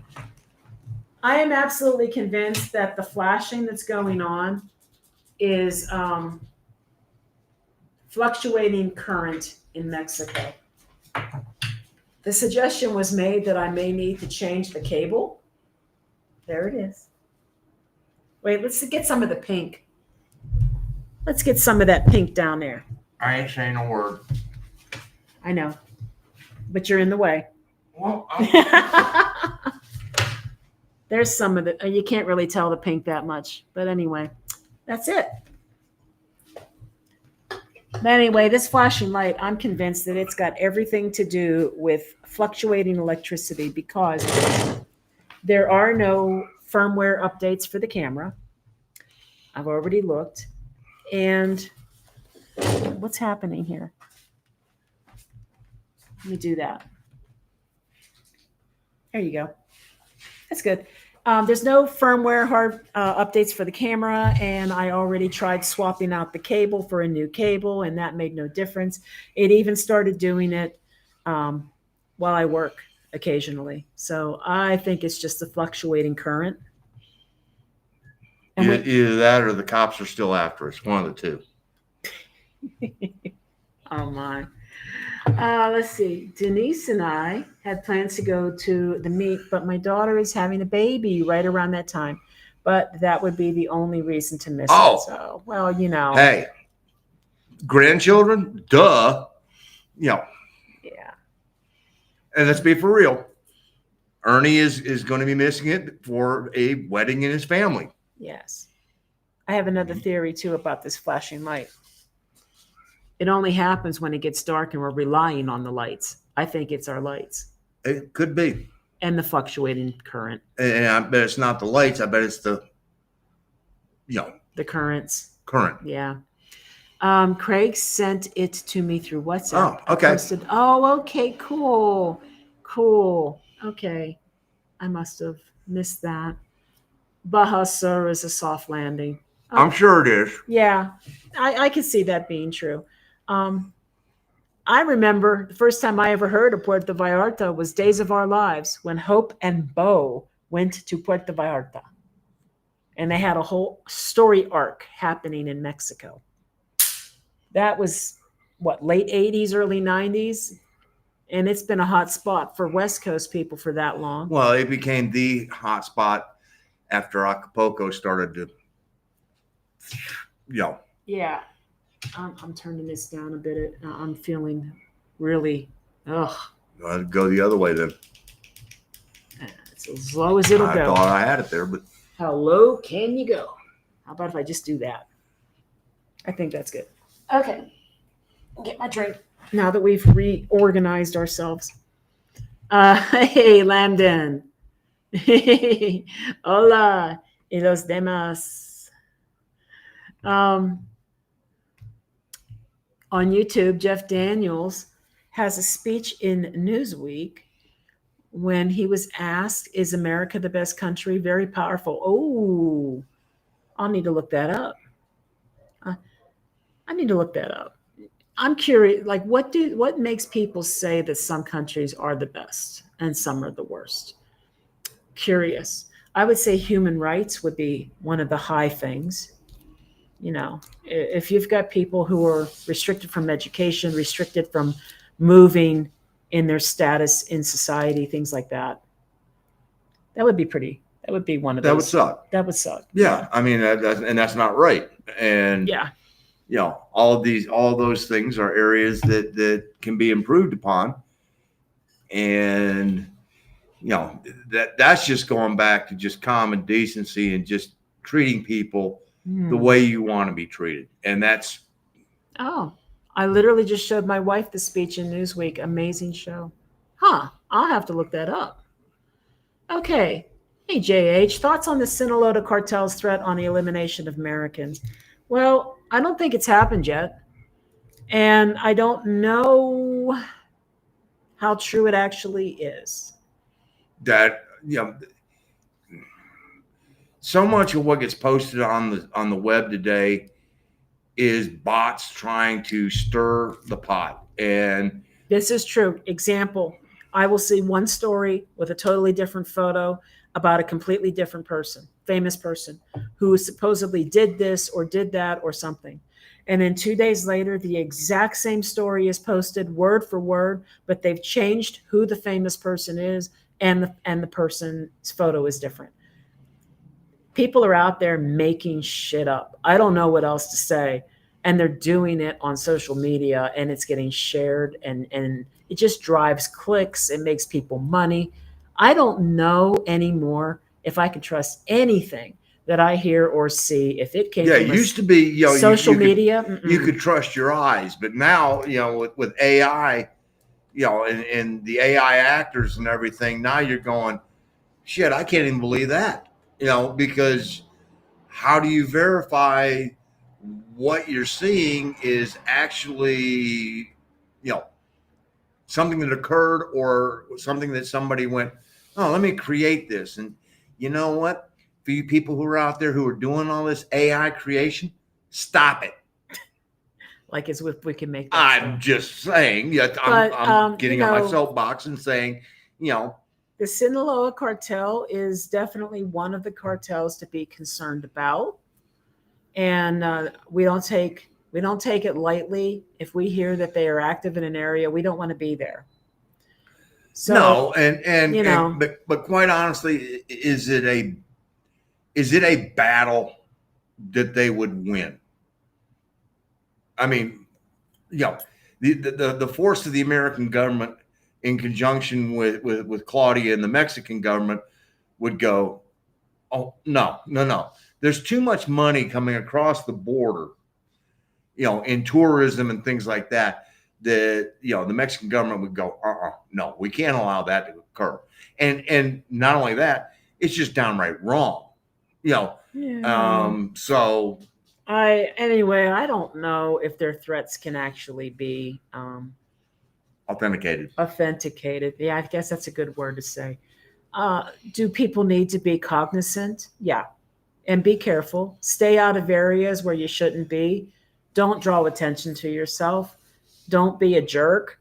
Well, I mean, like we just got done driving, from Querétaro to here, and the worst stretch in Mexico for people missing is Celaya, to Irapuato, to Leon. And, and I started doing some research on that, and it was really sort of scary, the numbers of people. Now, they're not taking them off the highway, and I can tell you why they're not taking them off the highway, because the police presence and National Guard presence that we saw on the drive over was astounding. I mean, they were everywhere. Yeah.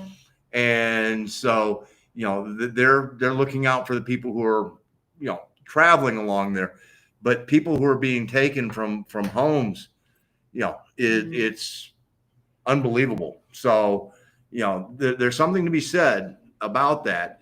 And, there's Claudia's catching a little bit of grief from a lot of the people who are going, you're not doing anything to help us try and find these people. So, Mm, yeah. Yeah. Real headline you can Google: Sinaloa cartel reportedly used banner to threaten Americans in Mexico. Okay. It's hard for me to believe anything that I see anymore on the internet. That's the problem. I've lost faith because of what he just talked about with the AI and the bots. So I've lost faith in what I see with my own eyes these days. And It's and really hard to know what's real and what isn't. and to So be honest, I mean, would the people, let's just take the KKK for example, in the U.S. It is a small contingent of people who have some very despicable beliefs, and they espouse them. And do we live in fear? mhm.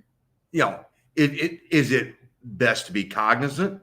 Yes, but do they present that big of a threat? And so you sort of have, you don't downplay it to the point where you go, I'm just totally going to ignore this. You have to be cognizant of it. And anytime we travel, that is always, we feel we are most exposed. I mean, because it is. That's true. That's true. And so it's one of those things where we go, we don't dawdle. I mean, I'm not one. I'm definitely not one of the Mercedes drivers who blows by everybody. But on the way over, I was doing 80 to 85, and we had cars that were blowing our doors off. True. I mean, just like woof. And so, but we don't stop unnecessarily. And we get from A to B, and that's our plan. And we have a plan how to get there. I know exactly how we're going to get there. GPS screws it up every once in a while, but fortunately on this one, they really didn't. We didn't have any of the oh shit moments of missed that or did this. So Yeah, it was a pretty we are easy drive. considering how we want to approach Manzanillo, Puerto Vallarta, and I guess La Paz. We're trying to consider how we want to do that travel, because obviously we would be going into areas that could be Sinaloa cartel controlled, and we don't want to bring attention to ourselves in that way. So we try to be safe. Hence, no roof bag anymore and things Right. like I that. mean, we try to be safe. Again, I need to really dig in a little more on the story, because I have become so jaded with the way things are reported on the internet that I don't believe what I see anymore. It used to be that you could believe what you see, but not anymore. What you see and you read. So I'm hoping that it is just reactionary to what is happening with their business. And let's face it, the cartel is a business. And if anything is cutting into their business and their income flow, they're going to want to stop it. And we're back again. Yeah, the cartel's going to want to do something to take care of their business. I get it. Their activities, whether they're legal or illegal, I can't even espouse to that. But as a business, if you're cutting into their business, they're going to want to put an end to that. So if there's something that's causing this reaction from them, No. Yeah, for sure. It's something that we always have to be aware of. And I know that we do try to pay attention when things are going down, Oh yeah. and that's why we have changed some of our routes and some of the places that we have visited. And some of the places have been dropped. Yeah, Yeah. for sure. And I took my glasses off because they were glaring. And now I have a book for you, Conquistador by Buddy Levy. Do you know that one? Nope. Gives you the deep details of Cortes and the Aztec Empire. Ooh, excellent. Thank you, Alfredo. Yes. Thank you. Directly from the letters Cortes wrote to the king. Mind blowing. All right. No, that's a good place to get information. Thank you. Oh no. JH, sorry, hon. Not whatever, Mark. Learn Spanish, man. I'm Mexican citizen, and whatever offended me. How did you use it? It passed me. Antquiskiapan. Oh, yeah. An- Yeah. I was actually appreciative of when I saw the comment. It Tekiski Appen. Yeah, Tekiski Appen. We've been saying it wrong for 3 years. And one of the things I said to him this morning was, hey, we haven't been saying it right. And I'm like, why doesn't anybody ever tell us when we're not saying it right? Tom, one of our viewers here, Tom, he actually told us one day that we were saying farmacia incorrectly for 2 years. yeah. No one ever corrected us, not even our Mexican friends. Nobody corrected us. I was walking around in videos going, farmacia, farmacia. Totally wrong. 2 years. And then finally, Tom said it's farmacia. I'm like, thank you. So I'm very appreciative. No, and I didn't mean to offend anybody. It was almost a joke because when we first went to Kiskiapan, we neither one of us could even come close to saying it. No, we couldn't. We just said techies, techies, techies. Yes, and I am learning Spanish. As a matter of fact, my Spanish has gotten a lot better. Like I said, had a haircut today, and we did it all in Spanish. So no, I am very cognitive of the fact that it is my responsibility as a guest here in Mexico to speak the language of Mexico. And that's, no, and I apologize if, for any offense taken on that. It was not intended. It's more of a joke of how it was when we first went there. I know. I do have to reprogram my brain because we have been saying Tequiskiapan for 3 years, and that's wrong. It's 2.5 years. It took us half a year to learn how to say it. What we thought was right. Tequiskiapan. It's going to take a while for me to get that, but I'm glad to learn that we're saying it incorrectly for all that time, and now we've got the right pronunciation. That's, boy, if you could hear Google Maps. Oh my God. Techie scalping. Yeah, it's bad. It's so bad. And it can't get, Pocotepec either. It's horrible on that one. Yeah. It puts the accent way in the wrong spot. So bad. And it's difficult. And some of those words are so long. And if we don't see the accent, like I know there's rules in Spanish about where the stress should be in a certain syllable, but I really appreciate that in Spanish you often will get a mark to let you know. Well, the rule is it's on the second syllable unless you see an accent sign. I've never seen an accent sign on Tequiscal. I know, that's what I'm saying. So I was just heading out to pick up some Al Pastor tacos and see the comment. So I figured I would say hola. Oh gosh, David. Oh man, El Pastor. I love Pastor so much. It's so good. And I hope you can see the comment because we can't. And we're not going to tonight either. No, and now you're seeing now they're seeing clouds. And lights behind us and the other side of the lake. Any plans to stay in Puerto Vallarta? Yes, for about a month. I think that's probably about right. Trying to think of when though. It would have to be latter part of March because mid-March I am. My mom and I came to this agreement, and it was like, her favorite time of the year is the first weekend of March Madness. And so I was like, Mom, I'll make a deal with you. I'll pay for half the ticket. You pay for half the ticket. And I'll come up there every year and I'll watch the first weekend with you. And she was like, screw that. It's your money. I'll pay for the whole ticket. She always says that. She says that every time. Every time. It's her lifetime savings, and she calls it our money or his money. And so I'm like, now and then now she's putting the World War II museum on there, and so.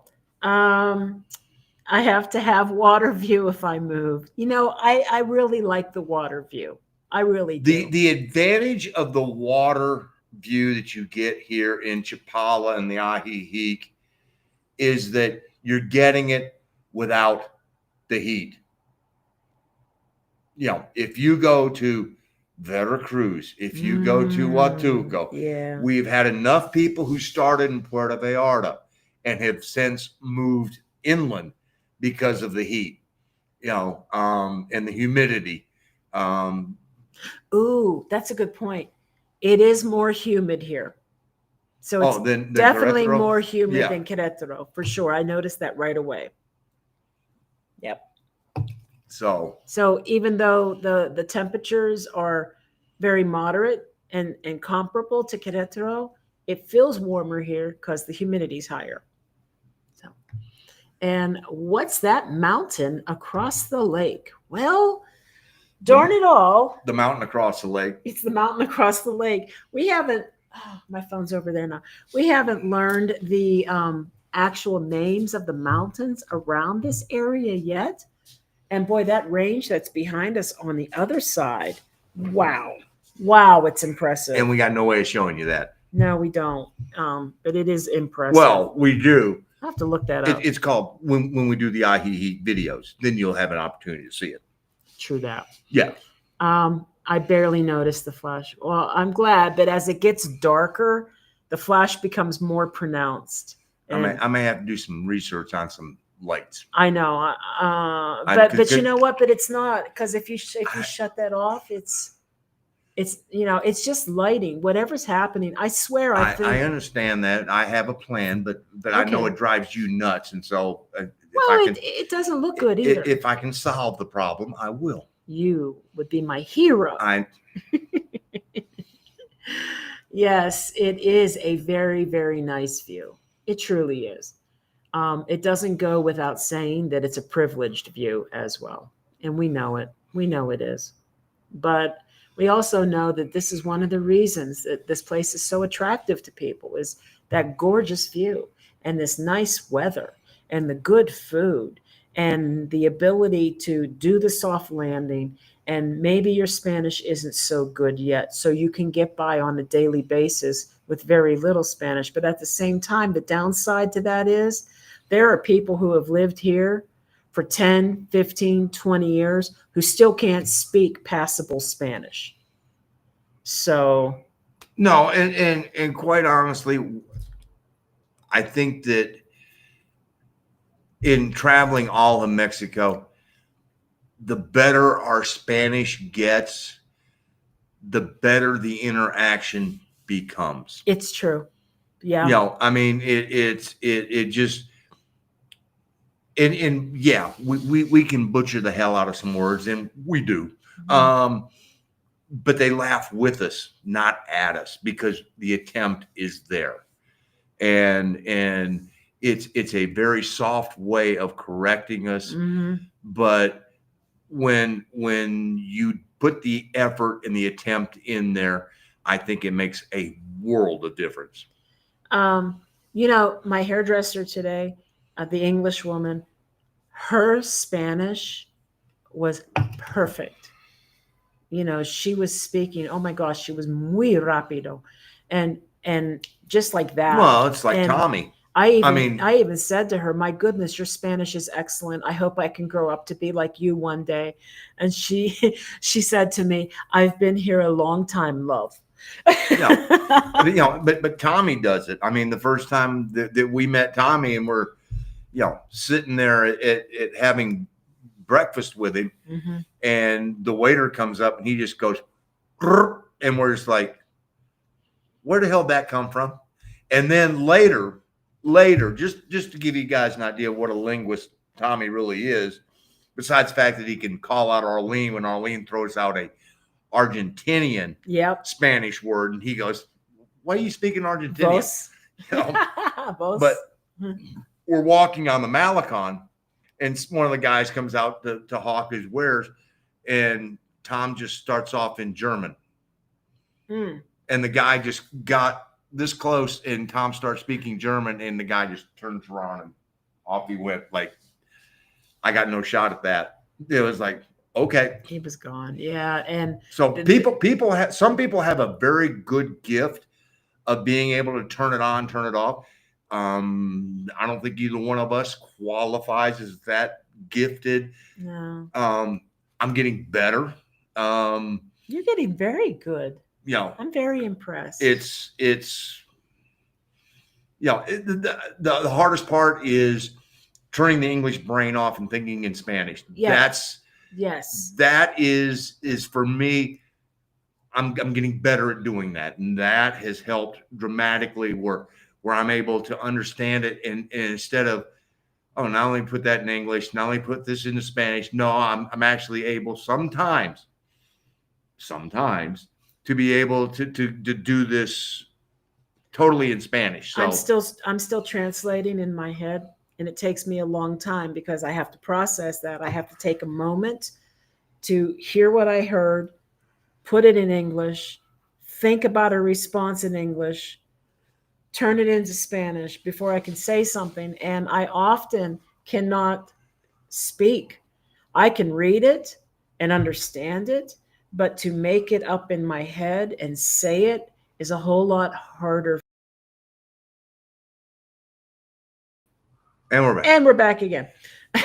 Now, so it's harder for me to put it together and say it on the fly. I can read it okay, and that's great. But I'm struggling with past tense and future tense. Well, my favorite saying is living in Mexico keeps me in the present because I can't figure out the conjugation for the past and the future, so I got to stay in the present. I think I can remember the word fue, and that's about it. Otherwise, I'm kind of stuck. Well, then when you go backwards, that's when you hear the anabas in the past. Yeah, I'm a little stuck. Estaba. I'm stuck. Estábamos. Yes, and Yvette and Arlene, these are gorgeous views, are they not? And of course, now you can't see it at all. You just see the little twinkling lights back there, which is also fun. No, but I got a feeling in about 10 years, this lake is going to be encircled. You think?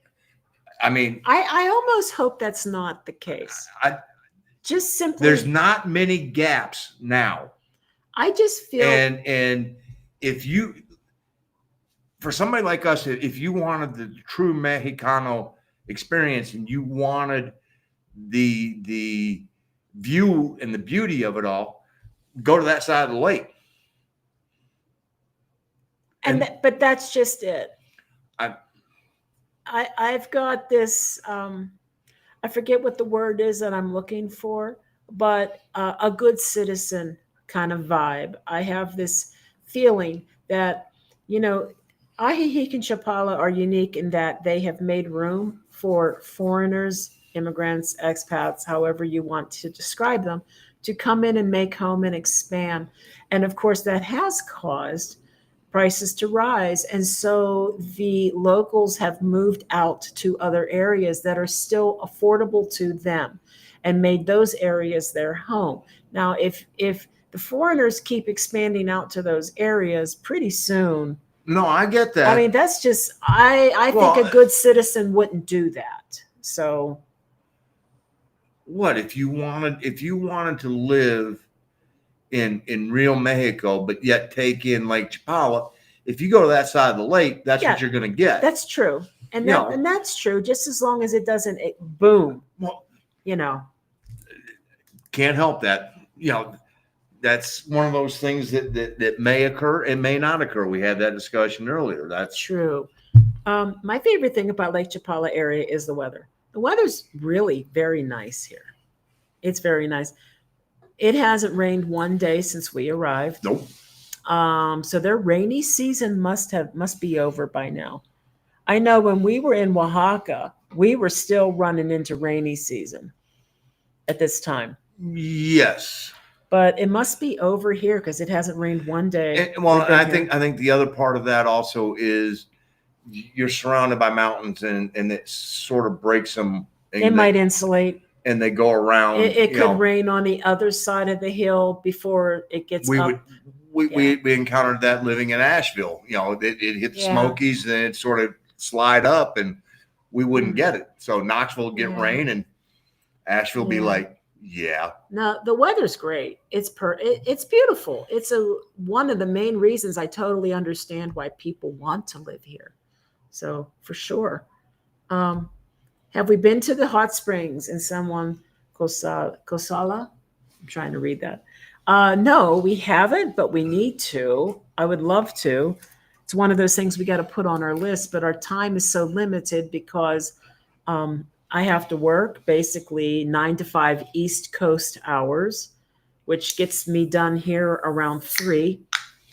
And then we have the evening from like 3 o'clock on to do something. So if that includes making a trip somewhere, that's not going to happen until the weekend.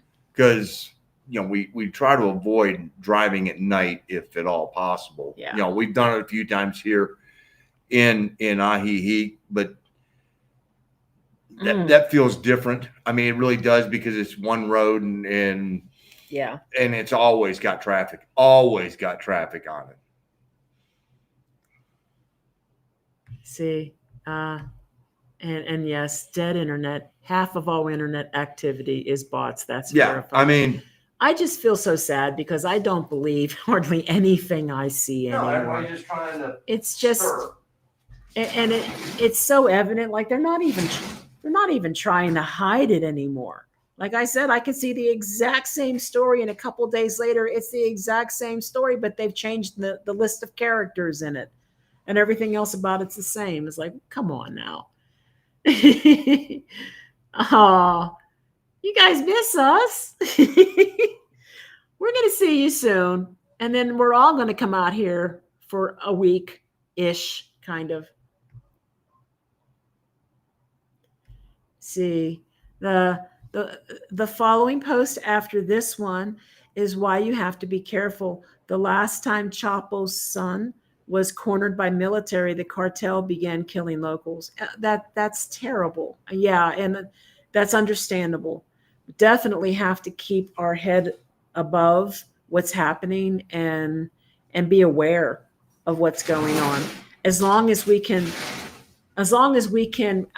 be assured that what we're reading is actually real and not something that somebody made up. That's the problem. And this is good. Mexican cartel boss arrested with help from National Counterterrorism Center. Watch their cartel. Be careful. Yep. Thank you, JH. Thank you. We're always trying to be cognizant of what's going on. Mm-hmm. So the Sinaloa cartel threat cannot be verified by Snopes. Apparently, it was reported on Breitbart. It was against Americans in Cabo. I did hear that. Snopes said they've not seen anything happening as of now. Well, but I don't want to be the first one. Yeah, but if it happens, who wants to be those people? Nobody. That group of people that it happens to. That's the thing. We don't want it to happen, and it hasn't happened yet. But that doesn't mean it may never happen. That's the problem. So no, and quite honestly, there's not really any difference here. I mean, paying attention to the news home in Charlotte, Saturday there was 4 homicides in Charlotte, North Carolina. So it's one of those where you're going, You know what, folks? No matter where you're at, you better have your head on a swivel, be cognizant of what's going on around you. Don't put yourselves in those situations. I think the escalated concern, though, when it comes to cartels, particularly with like Sinaloa cartel, is the brutality. And it could be quite brutal. It's one thing to have 4 murders in Charlotte on the weekend with gun issues. And it's another thing to find your heads on a stick somewhere. Just saying, whatever it may be. Well, I don't want my body to find my head on a stick. Yeah, I know. I mean, it's the brutality of it that makes it most concerning, honestly. Mazatlan It's still safe. The cartel knows better than to make trouble in It, tourist it, areas. it goes back to just about anything, Bruno. Um, the Mexican government's going, we make way too much money on tourism, and so we're going to make sure that, the tourist areas are safe because of the fact, they don't want to have to hear it from the U.S. government, because then that's a lose-lose situation all the way around. And, it's just not good. So even they realize that part of their market, let's be for real. If they're selling dope, there are people coming down here, Americans, Canadians, tourists, who are buying their dope. And I think it's far more complex than that, though. oh no, that's just one aspect. Yeah. It's your mustache looks fantastic. Thank you. Well, have you trimmed it lately? It looks very edged. I just trimmed it this morning. That's what it is. Okay. Because I wanted my barber to know that no necesito cortar mi barba. Oh, well, this is nice. At least you're trying, Mark, and we love it. Gracias. I mean, it's all we can do, and I'm going as fast as I can. Well, maybe not as fast. I could probably spend more time doing it, but there you go, Arlene. It's the same they say about Spanish people who go to the States. It's true, or anybody who goes to the States. Anybody who goes to any who foreign speaks country, anything other than English, right? It's hard to learn another language, even if you move there. My mom lived in the USA for over 30 years, and she still made mistakes. Yeah, speaking English. I get it.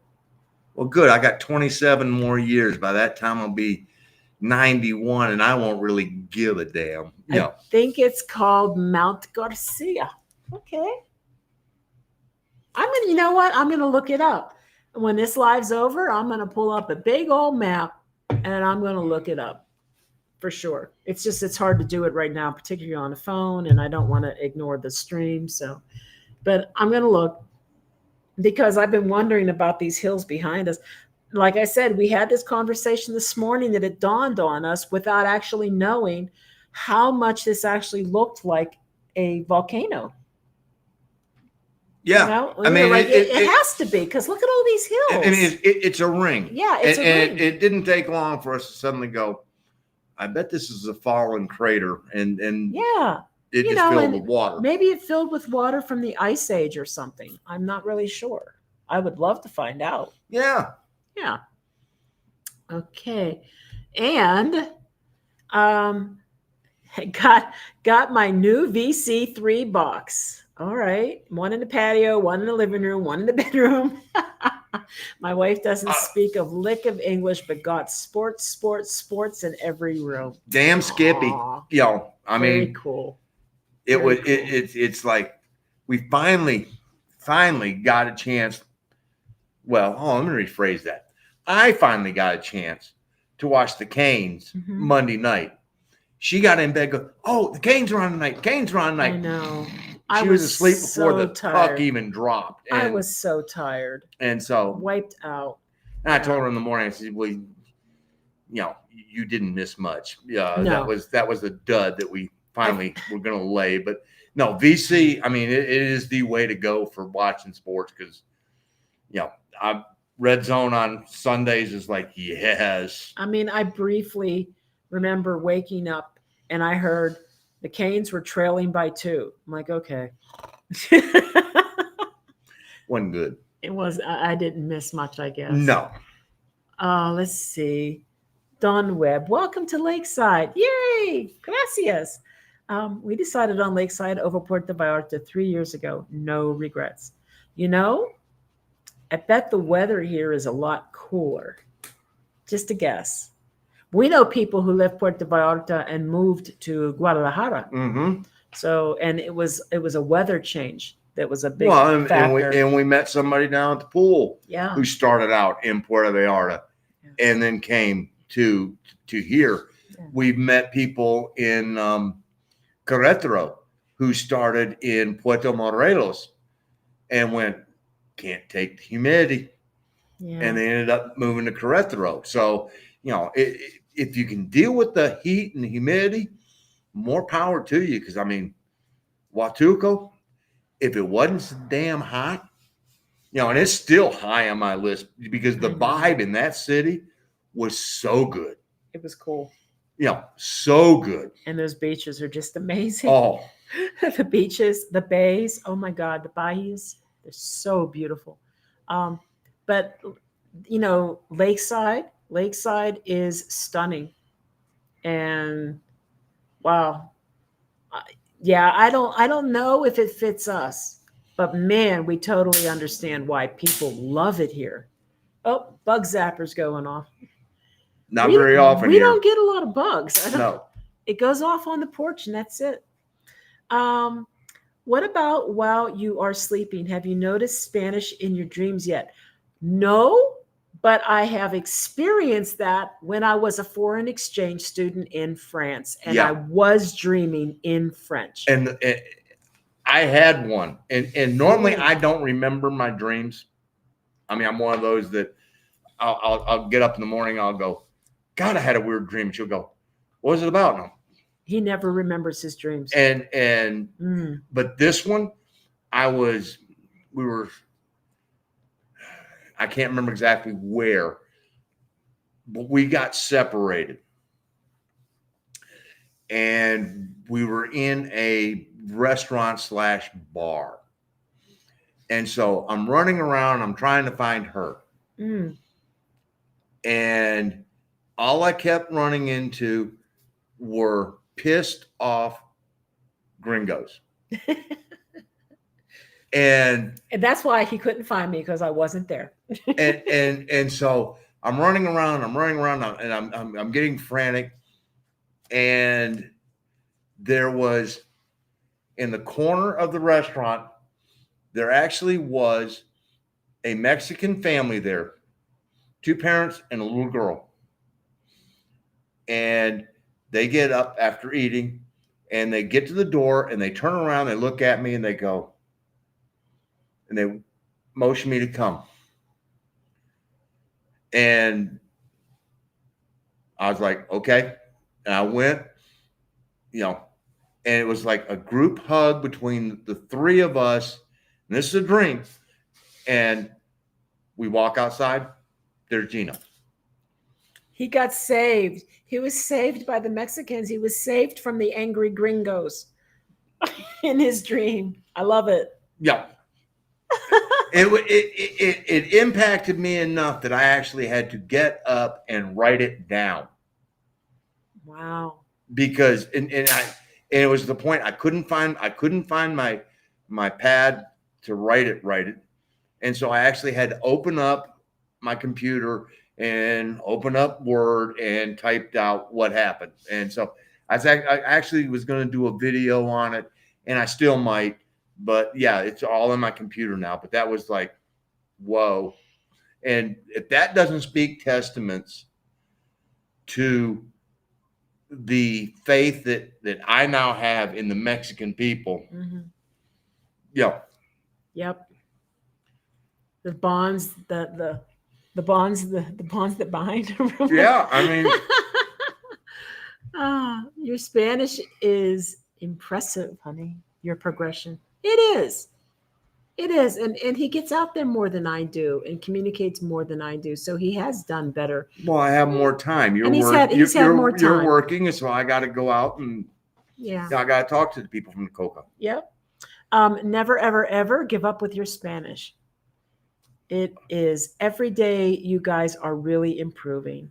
I can see it, hear it. Thank you both for the compliment. Abrazos. You're welcome, Tom. Well, thank you. Thank you. Thank you. You showed us how, granted, we may never be in your league, but you showed us that, yes, it is possible, I mean, we went to La Mariposa in Querétaro, and we met up with some viewers and had breakfast, and I ordered everything in Spanish that morning. So I Yeah, did really well. I was proud of myself. So small victories. that's it. I thought that most of the south side of the lake was undeveloped. Hoko is becoming the next hotspot. I think you're right. It- And but you can see we're patches in the lights. right. Yeah. There's a fair number along the water, and you'll see a gap, twinkling lights, gap, Yep. twinkling lights, gap. But I can just see in 10 years, people are going to be going, no. And it may not be gringos. It could be people from Mexico City going, you know what? I've had enough Vahihi. I'm going to build something over here. It's possible. You know, Yeah. or Guadalajara, or people who are going, you know what? That's my weekend home. So, No, I can see that happening. Yeah. Um, okay. Go Bistro. They change the menu every week. Okay, Jesse, where is Go Bistro? yeah, we need to know that. I mean, we can always just look it up too. You know, we are never going to hit every single Oh, God, no. recommended restaurant and bar and stuff that's been sent our way. There are not enough hours in the day. And I have to admit, we have already eaten out twice as much as we normally do when we go somewhere. And we've only been here. Probably 3 times. It hasn't even been 2 weeks yet. And we've already been out. Let's see, we went to Lucky Bar, we went to Tony's, we went to Bruno's, we went to Monix, and we went to Wahana's. Mm-hmm. That's 5. In the Alibi Room. Oh God! Well, the Alibi Room is just a bar stop. Well, But I mean, I'm just saying, 5 places already. That our cost of living video when we're done with this stay is going to be a lot of food that we went out to eat. Yes. We haven't even hit the deli yet. We're getting those Reubens on Friday. I'm switching to Cajahuamas. They are cheaper. I don't know. What is that? I don't know. Is I would need more context. Is that a cigar? What is that? Okay. Jeff is asking Mark, do you buy your cigars down there or do you order from elsewhere? New tariffs are looming here. Well. No, I get mine. These are Mexicano. They're from the Fabrica de Tabaco. Oh God, I screwed that up. Black Chazaro. And Enrique Montes, which is in the state of Querétaro. And Mauricio, the general manager of the place. All this was facilitated, thank you, Annie, Bet, and Arlene, through them, because he does not live far from them. And he would I'd place an order with them. They call it in because they won't ship.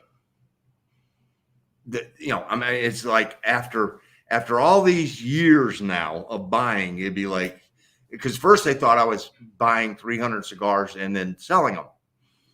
They didn't understand that I was buying 300 cigars and smoking them, and 3-4 times a year. Right. And so no, I get them from Black Chazaro, and they make a variety of sticks. The ones I'm getting is their natural Corona. Cost me 60 pesos per stick. Good smoke. I still pick up whatever, because we're allowed 25 a person. So if 2 of us are going up, bring back 50 cigars, because they are still currently, as of our last trip, they still are cheaper in the U.S. But that's how I get them down here. So. And you've gotten San Andreas as well. San Andreas, their premium cigar was, oh my God, very, very, very good. Their less expensive sticks don't hold a candle to that. Black Chazaro. Yeah. So he's been sticking with Black Chazaro for 3 years now. Let's see, Peppa. Conversation topics and tones of delivery are certain different with the new location and first-time viewers. I think we're trying to be, we try to walk the middle line as much as we can, you know, and people who are tuning in and their first time viewers, they're probably attracted to the fact that we're talking about Ajijic since we just arrived here. And Ajijic has a different demographic of people. It just does. And like we were saying earlier, some places are best suited for some people and other places are better suited for other people. And I just think that that's the group that is most attracted to Ajijic is the first Yeah, I time mean, viewers, after for sure. 17 different cities, I mean, Yep. let's be for real. Let's just take a small portion of Mexico. Hmm. Let's take Riviera Maya. There are parts of Riviera Maya that if you want to lean to the left, you go to Tulum. If you want to lean to the right, you're probably going to be at Puerto Aventuras and you know the golf course and things like that. It's you know it is what it is, and the whole reason that those things are like that is because people don't check the shit at the border. That's true. You know, if they people did, and they came down here and they went, God, am I so glad to be away from all that, and just went, it doesn't matter. What a beautiful world it would be. Yes, it would. If we could just leave all that crap Yes. behind and just enjoy each other and humanity and I mean, brotherhood and sisterhood. And I had this talk with KJ the other night because Gina and Craig were having a conversation, and KJ and I were in there waiting because we were going over some of the stuff for the meet and greet. And I told him, you know, I says, we were talking about adjusting to Mexico and everything else. And I said, I view people as two things. Two. Good, bad. You prove to me you're good, we're great. You prove to me you're bad, you know what? Life's too short for me to spend time on people I don't want to be around. And he looked at me and goes, God, that is simple, isn't it? I'm like, it is simple, but he also pointed out something else, which is true.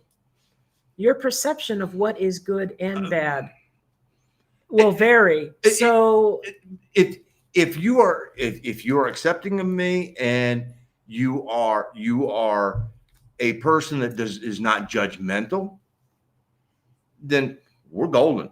We're golden. You know, if you can sit there and it doesn't have to be just me, if you can sit there and go, these people are evil or these people are evil, then hold on. Whoa. You know, you haven't walked in their shoes to realize why they make the decisions that they have made. And you know what? Until you've walked in that journey, you're not entitled to say you're wrong. Well, they're not wrong. They've had a different journey in life that's led them to a place that they now go, this is what's right for me at this point in my life. And you know, you have to accept that. And if only we could just leave all that shit at the border. Yes, we could. Just get along with each other, right? Just let it go. Let it go. That's where we really need to be. We need to enjoy the time that we have left with each other and make it the most pleasant experience that we have. Did I miss something? Oh, okay. Papa is going to Mazatlan in a few weeks to do the Kanhe. Oh, cool. Cool. I'm looking forward to hearing what you thought of Mazatlan. Yep. Let's see. And Bruno, yes, it is definitely volcanic, hence the hot springs. Well, that would just make too much sense, right? I have my moments sometimes. Is my calcium levels okay? I don't know, baby. It's a matter of supply and demand. If you have a demand, you will always have a supplier. Oh, yep. Absolutely. And the U.S. has a gun and weapon industries cornered. I don't hear too much about all the lives lost for that. You know, it's tit for tat. I mean, you know, there's something on this side of the border that they want, and there's something on the other side of the border that these people want, and that's, you know, Until both problems go away, you're never going to solve the problem. Because demand for the drugs is on this side, demand for guns is on this side. Wow, let's swap, and we're both happy because we're both making money. Mm. And Tom, you're telling me about coffee here, Tom. La Flor de Cordoba coffee shop in Chapala. Valle La Peña. Okay. I'm going to look for it because we got to go to Chapala this weekend coming up. As long as they got coca. You just want Coke.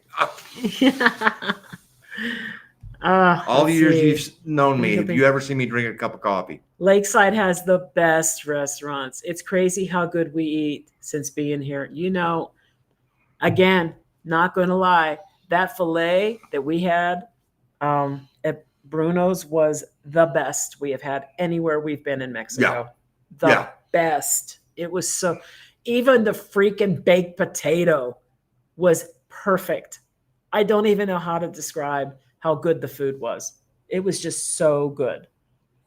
Yeah, I mean, I didn't think we could beat Moma's, but yeah, I love me some beef, and that was good beef.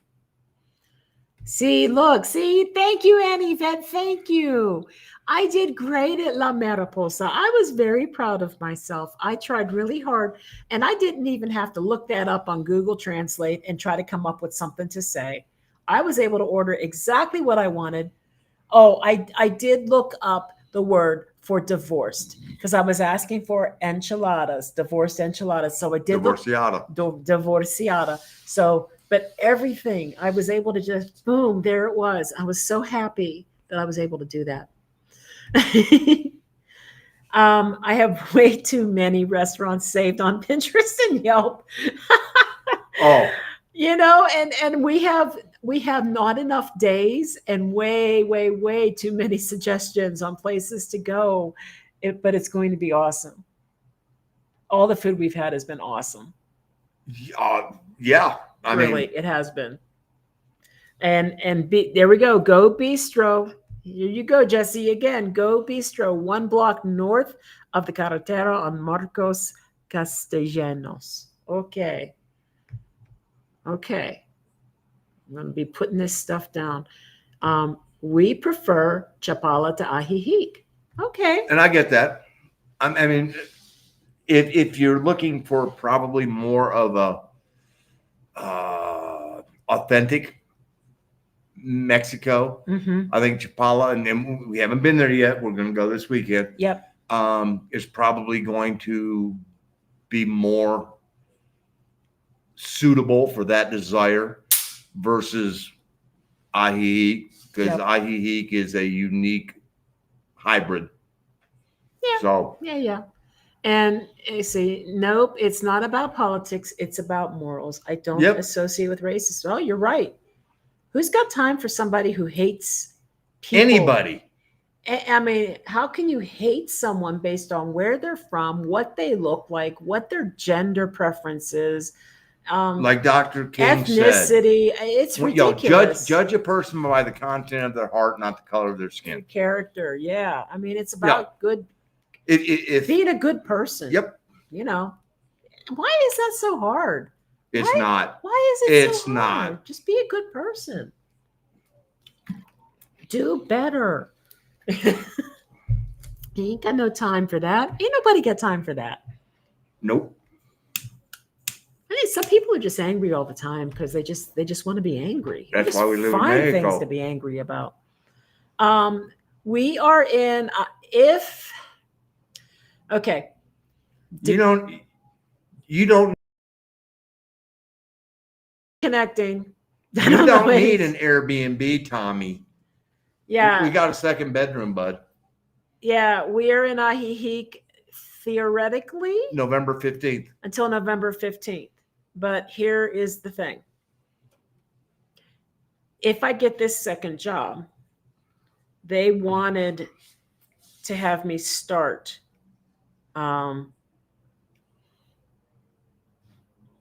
probably by that time. probably, which means I would have to fly back to the US and get a laptop. Whoa, what's going on with the? There we go. Okay. Okay, yeah, I would have to fly back to the US and get a laptop. And if that's the case, we would probably just pack up and leave a little bit early and just drive back to Querétaro and do it from there. Which means, Tommy, that a Airbnb that we've already paid for Would be available. would be available.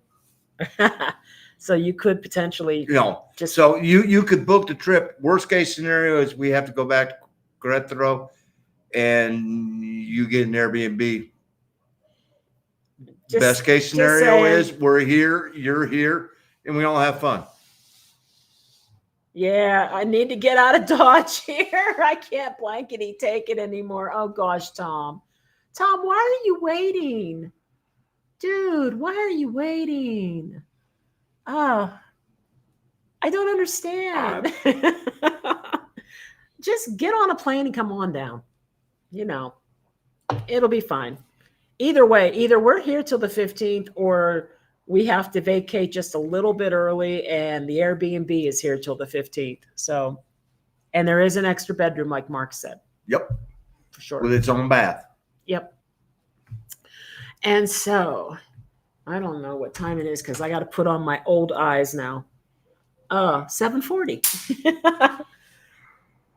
Well, I hope that we didn't give any negative impressions of this area. I mean, we have only been here. We haven't even been here 2 weeks yet. No, it's been 10 days. And we seriously have gone out for dinner a few nights during the week. Mostly I have to work, so we've been standing around here looking at the view and loving it. And we went out on the weekend to actually explore Ajijic a little more. So we really haven't been here long enough to say one way or the other, whether we do or don't like it. I have very positive feelings about this location. And I think that a lot of people truly do love and feel very comfortable in this location. There is a reason why this is a hot spot. There's a reason. Yeah, I mean, because it does have enough of Mexico. Yeah. And yet is enough of a soft landing spot that I can see why. And toss in the lake and the view, and then toss in the weather. And yeah, you can sit there and go, yeah, there's a lot of things that yes, check boxes. Yes. And, are you looking for those creature comforts from home that you miss once in a while? Well, it may cost you a premium, but you can get it here. You can get it here. You can't get it in a lot of other places in Mexico, but you can get it here. Are the restaurants good? Yes. Do they cost a little more? In some places that we've been, it might cost a little more here. But was it unreasonable for us to spend the equivalent of $60 for 2 filet meals with drinks? No, that was. I don't feel like that was unreasonable. No, at all. that was a hell of a bargain. I mean, that was with the service and everything else. That was. Oh my God! If that had been, we've paid a hell of a lot more at a Ruth's Chris Steakhouse.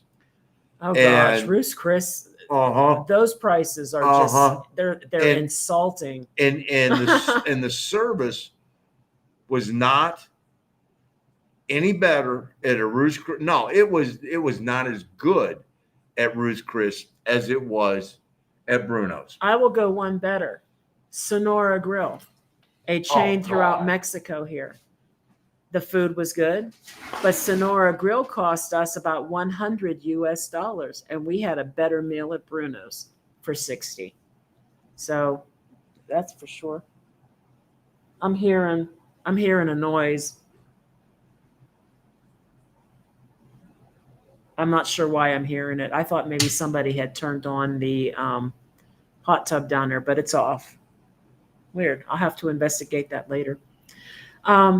And I just honestly, I totally can understand why people come here. I'll say that again and again. This is a very unique location in Mexico. It is, I would say that it is probably even more of a hybrid community than anything you would find in San Miguel, which is again another unique location in Mexico as far as where people do their soft landing when they arrive in Mexico to live. And the people have been, I don't know, great. Everyone's been great. I do notice, and I think this is because of the gringo population, I don't notice as much overtly open greeting people as strangers on the street as we have seen in other Mexican locations. No, I'd agree with that. And I think that's just because that's just gringo culture. We're not used to that in the United States anyway, and probably not in Canada, where you just say hello and smile and say good day to everybody. And so it doesn't really happen as much here as we have experienced elsewhere. But again, it's part of that hybrid culture that's here. Mm-hmm. You know, and if you make the effort to say hello to someone, they're going to say hello back to you. I believe that to be the case. And so Yeah. you just make the effort every time, and Yep. you know, Yep. and that's something we have learned from traveling all around Mexico, that it's consistent. You know, Yep. and the other thing is smile. And smile. You know, It doesn't take a lot to smile. no, and you know what? When you share a smile, it gets shared with so many other people, because if you can improve somebody else's day, then it makes it easier for them to smile. Yes. And then when they smile at other people, the ripple effect goes on. So it really is simple to just sit there and go, you know, boom. So thank you, Papa. We enjoy having conversations with you as well. I love, no matter where we are. That's really cool. And you're going to be going to San Luis Potosi, which are the next bunch of videos that are coming up. Our whole stay in San Luis Potosi is going to be coming up. I don't know if I'm going to get one out this weekend or not. I'm trying, but it might not be till next weekend. But the Airbnb one's next. And I love that city. San Luis Potosi is just really a fun place to be. And again, restaurants everywhere. Oh, the food. put kabuki on your list. If you like Japanese. If you like Japanese, kabuki was phenomenal. For sure. And Lisa, yes, places with a view. Yes, thank you. Thank you, Lisa. You have a good night. And again, happy birthday. Maybe it's just me, but most of the people I know heading to Ajijic are looking for safety. Yeah. Yep. And to not have to look over our shoulders all the time. The rest of the positives are just a plus. I agree with you, Jesse. And that community is very strong here, without a doubt. Oh, yeah. Without a doubt. So, yes, I do believe that if you feel unsafe, you will find that here. For sure. Oh, there's a support group here that's, yeah. I mean, the community here is it's everywhere, and you're going to actually see signs. You will see signs that say that they welcome you.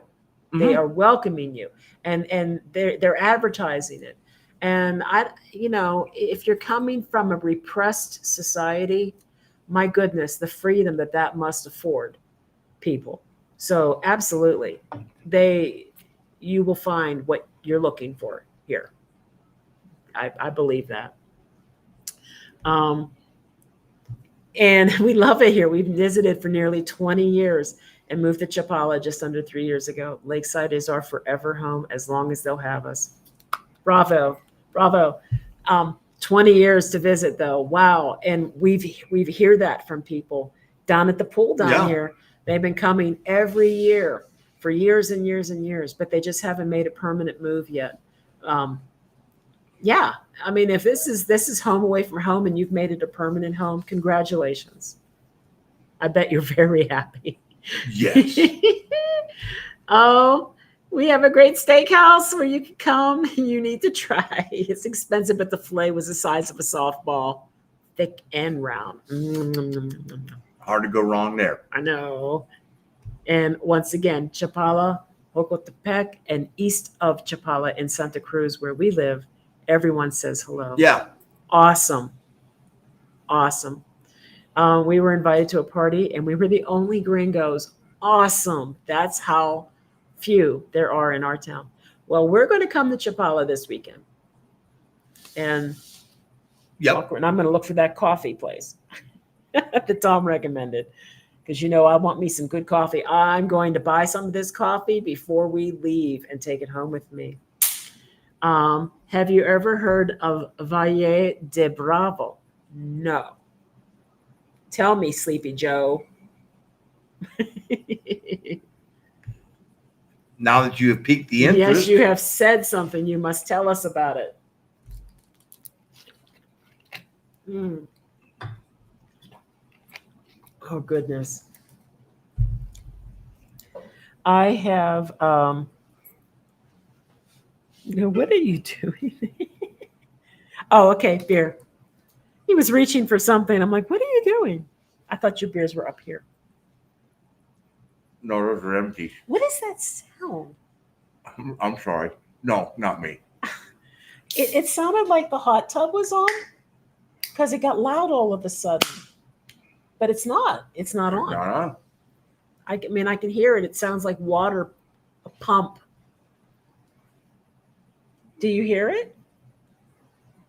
Okay, never mind. He doesn't hear it. Okay, I don't know about Valle de Bravo. Maybe we're on a delay and we're waiting for a response on that, but that's okay.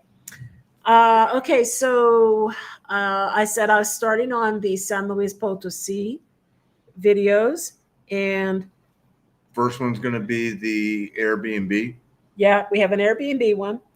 We're going to have probably separate videos for museums. Museos y los restaurantes. And then we're going to have one on Tangamanga. Tangamanga Park, because that is worthy of its own. It was worth its own video. That was pretty cool. And, where did y'all get your Rush tickets at? Ooh. Okay, so I went on Ticketmaster Mexico. And I was signed up for the artist pre-sale.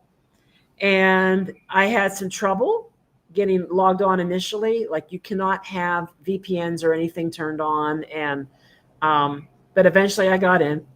There were 1,000 people in line ahead of me, but it took less than 2 minutes for me to be in and buying my tickets. I was checked out in 3 minutes, got exactly the area that I wanted.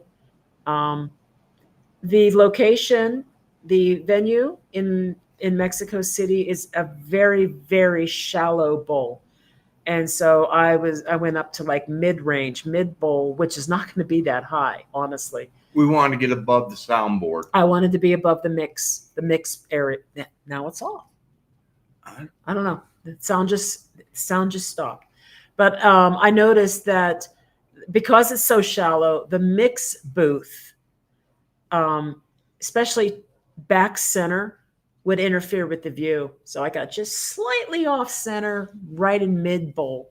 And the prices were not like the prices that were being displayed by some people in the United States. Crazy prices. I don't know. If you wanted to do a VIP thing, if you wanted a meet and greet, yeah, it was going to cost you 45,000 pesos. Like, I'm not even kidding. But our seats were about 4,000 pesos each. You think about it, what, $200, $250? That's mid-range prices for tickets in the U.S. today. And I thought that was very reasonable. And that's on the low side for the Rush, for what we're hearing. Yes, they were pretty high. What people have been paying in the U.S. for Rush tickets. Yeah. 200 is suddenly like, okay, we're not sitting with our heads up against the top of the ceiling, so we're doing pretty good. We did pretty good because I heard nosebleed tickets in the U.S. were between $350 and $400, and we're definitely midsection, and it was about $200, $250 a ticket. But I got it on Ticketmaster the day they had the artist presale. So it's not sold out. I think there's a couple reasons for that. They reserved a lot of lots of tickets throughout the venue for the VIP. The VIP stuff is expensive, and it is not worth the minimum VIP for just a swag bag was like an extra 7,000 pesos. I'm sorry, my seat was 4,000 pesos. Why am I spending 7,000 pesos for a laminated lanyard and a little swag bag with a special gift? It's not worth it to me. Now, 45,000 pesos for a front row ticket and a meet and greet. Yeah, no. You know what? No. No. That's like 2,000, 2.5 grand, 2.5 grand almost. That's a lot of money. But they sold every one of those front row seats for 45,000 pesos and that meet and greet. Every one of them sold. Well, So- and you have to keep in mind that Ticket Bastard, yes, I said that right, Ticket Bastard, Yeah. holds back X number because they control the secondary market as well. And so, they can do that for the dynamic pricing that they will put on Mhm. when all of a sudden it's like, well, the show is, officially sold out because, oh, that's right, they'll sell them to themselves to say it's sold out. So now that starts to drive up the price for the secondary market. And then that way they can make even more money. And it's just like, Yeah, well, are you guys kidding me? Ticket Bastard is a monopoly, and they do their own scalping. They say that their dynamic pricing model and everything was put in place to help prevent the bots from buying tickets. They are the bots. They are the bots. They scalp their own tickets. It's what they do. And so anyway, yeah, there were some people that were really getting priced out of going to a show in the US, and dynamic pricing is to blame for that because as more people are on there trying to buy tickets, they start raising the prices of the tickets. I have been in that situation where I would grab tickets at one price, and by the time I got to my cart, they had almost doubled in price. Like, I've seen it happen. Well, or they just cancel your order. Or they at one. Yeah. I had front row Garth Brooks tickets for him. I had 3 of them, and I clicked them. They were highlighted. I went to go to my cart, and a pop-up came up and said, due to the current demand of tickets, we're now switching to blah, blah, blah. And it took those 3 tickets away from me, and I never got them back. I had to go pick, and the tickets were going so fast. You would click, and then they would be gone. And you would click, and they would be gone. That I hated buying tickets for Garth Brooks for him. I hated it. It was the worst. And then the worst part was when she was doing all this, it was one show. Yes. And then 2 shows. And they kept adding extra 3 dates, shows. extra dates. And it was like, well, damn it, if we'd have known that, we'd have held out for another night and gotten the tickets we originally had. But, we were under the impression, because at the time, it was one show and one show only. Yeah. And so we were like, get our ass in the building. Yeah, which kind of sucks because anyway, yeah. So Rush was in Mexico City. Buying the tickets was very easy. There's a Hotels were not. No. The World Cup is in the city at the same time, so getting a hotel was tough. I mean, we saw prices of 25,000 pesos a night. Yeah. Night. We ended up getting a reasonably priced place, but we ended up getting it in Centro, and we're going to have to Uber or taxi over to the venue. Yeah. But that's okay. And we're going to spend more time in Centro than we are at the concert anyway. So yeah, it's fine. But the Rush tickets, the ones that are left over, a lot of those are VIPs. And again, those or singles here and there. Yeah, random singles. The VIPs, the VIP part of it starts at 7,000 pesos and goes up from there, in addition to the cost of the seat. And I didn't want that venue also has it's round, and so if the stage is right here, they're selling these tickets here with a direct sideways view of the stage, which I hate. And those are some of the last tickets that are available. Yeah, I wish they would just do as well. in the round. And Yeah. yeah. So, yes, Guadalajara is only 45 minutes Yep. from Ajijic on a good day. Locals have been telling us lately that we have talked to that it can take up to 2 hours to get there right now because they have construction going on. So we're going to find out, I think. If we actually get to do our weekend in Guadalajara, we are going to find out. So you want to know about Valle de Bravo because you've never been there. Okay. Another lakeside community. All right. And hola, Imaga from Illinois. Bienvenidos. Rush is a bucket list for me, and I never thought I would get to see them. Sucked it up and bought up front. Gonna live on ramen for a while. Bought up front where? I'm curious right now.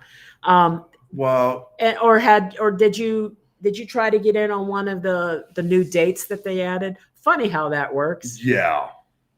You know, one of the reasons Ticket Bastard's not getting let off the hook for this, but one of the reasons that these concert tickets were so high is because they only had a limited number of engagements.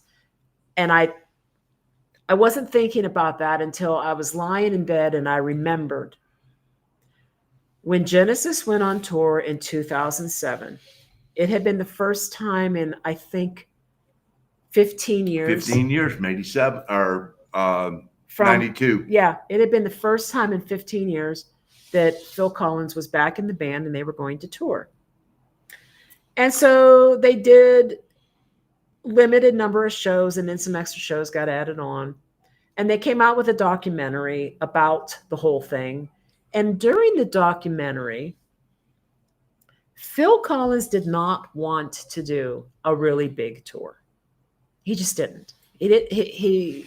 Those big tours they used to do where they were on the road for 9 months and doing hundreds of dates. He didn't want that.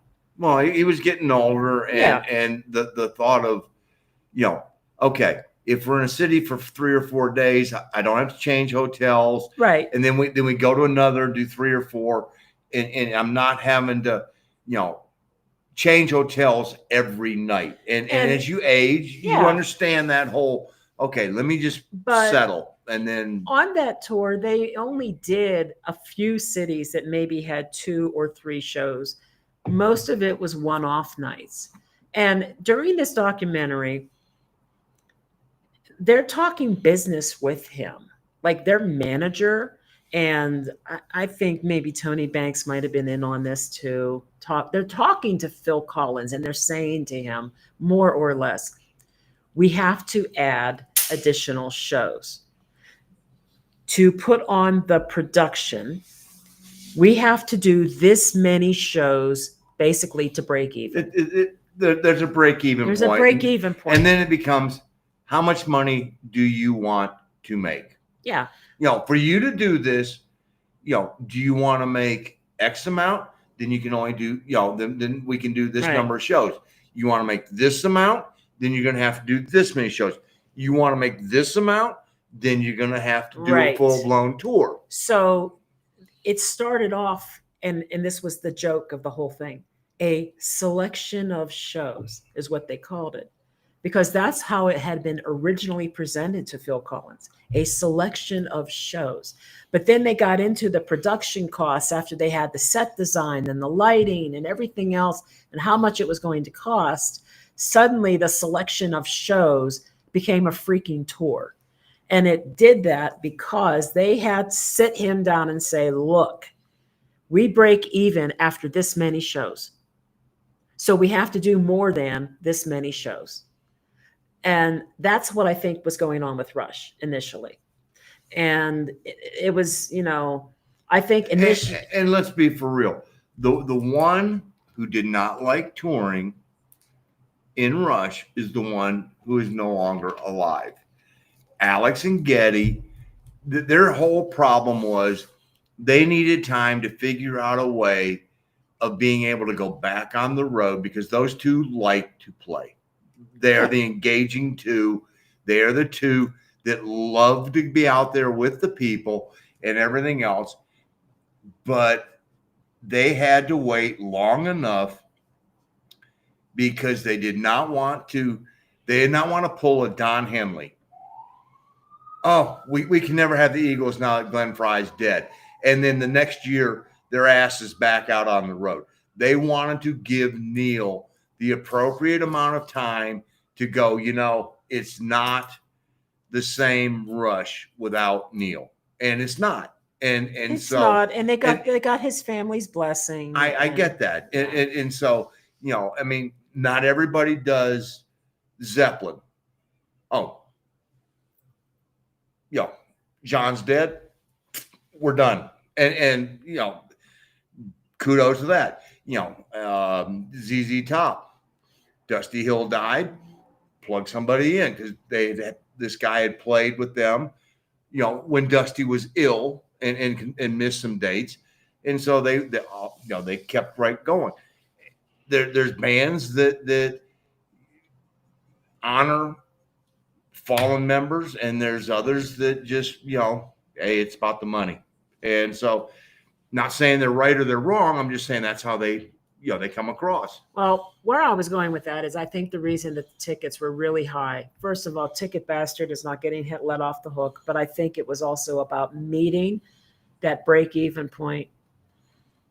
But then The money enters. And now they just added a whole, 17 more shows? Yeah, they added, 3 more locations just in Canada alone. So I'm wondering, what are the ticket prices going to be for those additional shows? I don't know.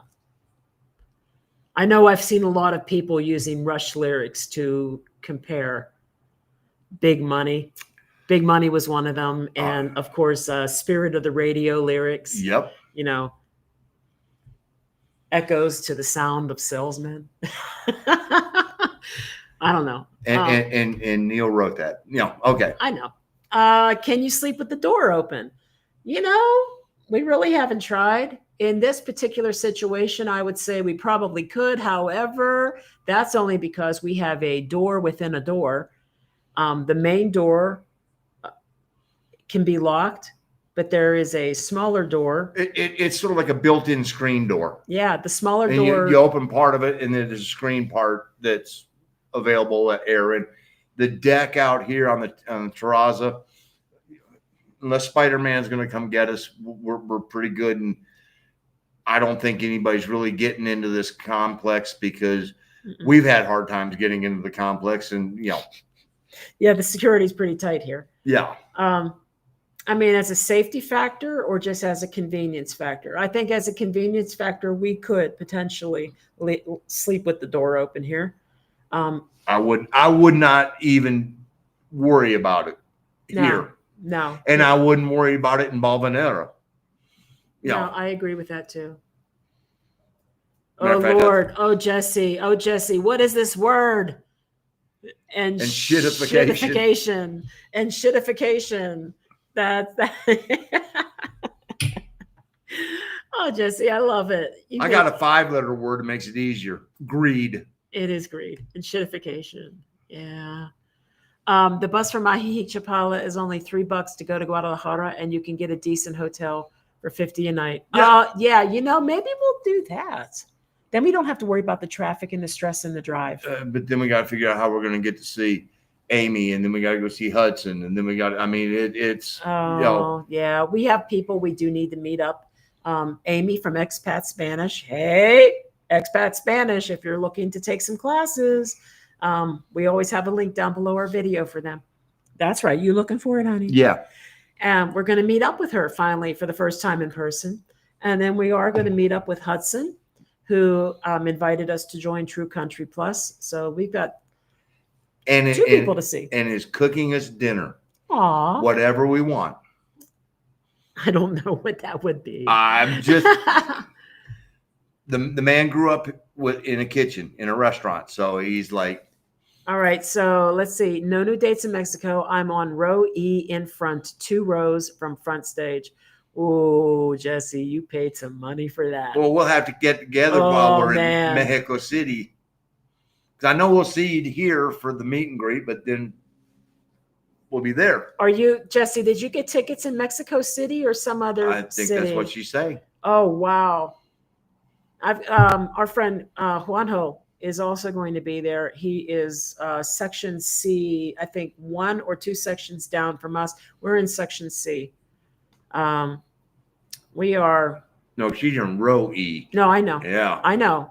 She's down front. She's on floor. Mhm. On floor. But if you've never seen them, and I gotta say this, Alex Lifeson to me is an underrated guitar god. Oh, he's good. You know, you listen to the music that comes out of those three people, and you suddenly go, "Whoa!" Most of it comes from Alex. I love this. I'm stupid. I own this. Hey, Honestly, Jesse, if it was only me and only me going, I could have been tempted for that meet and greet. but she knew that I would That be 45,000 peso meet and greet, I could have been tempted because I imagined myself meeting them and telling them the harrowing story of my very first Rush concert. And I know the year, the month, the venue. I mean, and I wondered if they would remember. There was a freaking blizzard that night. It was so bad in Pittsburgh. Half the damn arena did not show up. And because of that, we were able to move from real high seats right down to the first bowl in front of Getty's speakers. My life was changed forever that night.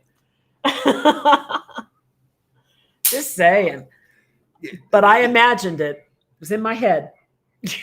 And then she went, "Oh shit, I'd have to explain that to him." And, Yeah. and I'm over there going, I was No. like, oh gosh, I could meet No. these guys. I could We ain't doing meet that. them. We ain't doing that. That's a lot of money. That's a Uh-huh. lot of money. When we're paying what we could be spending to go to an all-inclusive for a week, I'm going, I know. yeah. Everyone on here is so much younger than me. Is Jerry and the Pacemakers or Gary Lewis and the Playboys still touring? I don't think they are. I think they're doing a three-way concert along with Paul Revere and the Raiders. Don't let the sun catch you crying. I mean, I love that. Frankie Valli was just here. Oh, but Jesse, the way Frankie Valli looks, gosh, he looks like somebody propped his eyeballs open with like toothpicks or super glue or something. I feel so bad. there's a time to go, that's enough. Yeah. Love the Four Seasons. I do too, Tom. Very much. And the Turtles. Suzanne, yes, and the Turtles. Howard retired years ago. What? Wait, see? And are the Turtles touring? Howard retired years ago. And Mark just died. I did? Not you, honey. Oh, okay. Whoa, hold up. The Cowsills. The Vogues. Pittsburgh's own, and the Turtles. Oh, man. That would be a cool concert. I would like that. I would like going to something like that. I remember when I was younger, my dad was really big into going to Sha-Na Na concerts too. He loves 50s stuff. So, and I would go see that. Wow. I mean, hey, doo-wop, good stuff. Yeah. I love the flower girl. Oh, I don't know just why. She simply caught my eye. Oh, I like their version of Hair too. Although I like the original version, but I do like the Cowsills version too. So, wow. Yep. That is actually my favorite song by them, by the way, The Flower Girl. I love The Flower Girl. How do you ship your albums? trying to figure it out. Jesse, I haven't done it yet. That's the problem. They're in climate controlled storage that we pay dearly for every month. It's like $120 a month every month, and they've been in storage for 3 years. So I kind of figured by the time we made sure we put them on the second floor so that if something flooded, we were covered there. And it is climate controlled so that it doesn't get too hot, doesn't get too cold. Yep. And then they're sitting in there, and it's like, I'm actually going to go check on those in March when I go up and see my mom, because there's some things that my daughter needs, not needs. And there's some new albums waiting at his mom's. Hello. 40th anniversary. Well, they ain't making it all the way back to where the other albums are. That's 40th anniversary of Phil Collins. No Jacket Required. I ain't digging my way all the way back just to put them in the boxes. 50th anniversary of The Lamb Lies Down on Broadway. I'm trying to think of what else. They will be stored correctly, but that's it. Tears for Fears anniversary edition of Songs from the Big Chair. Yikes. But I don't know yet how we're going to ship them. And the truth of the matter is, when you bring things into Mexico as household goods, you cannot bring more than, theoretically, 10% of any hobbyist type items. They consider anything more than 10% as you basically potentially bringing things in that you could market, sell, etc. And guarantee 75% of what's in that storage unit is vinyl records. Well, it depends. Are you talking about by value? Are you talking about by piece, or probably by piece? By piece. Yeah, that's. Well, I mean, and then the other items that are there are also not really household items. I've got 3 guitars in there. There's the record players. I guess those could be considered household. There's 2 record players, a table, but most of it's these records. A desk, a chair. But most of it is records. And we have someone that we can reach out to. I need to get in touch with her because we haven't talked in a while, probably in about a year, who might be able to hook us up with someone who can bring them in, and we might be able to circumvent some of that. I don't know. Otherwise, we're talking about paying VAT. So then if we're paying VAT, I would have to monetize the value of those records. Fortunately for me, I proactively cataloged every vinyl record that I own on Discogs, and Discogs actually does valuate those records. So I could say I've got $10,000 worth of records. 17% of that, what?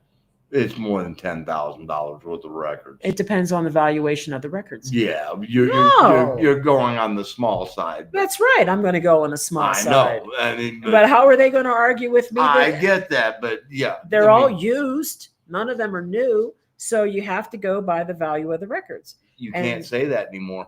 What?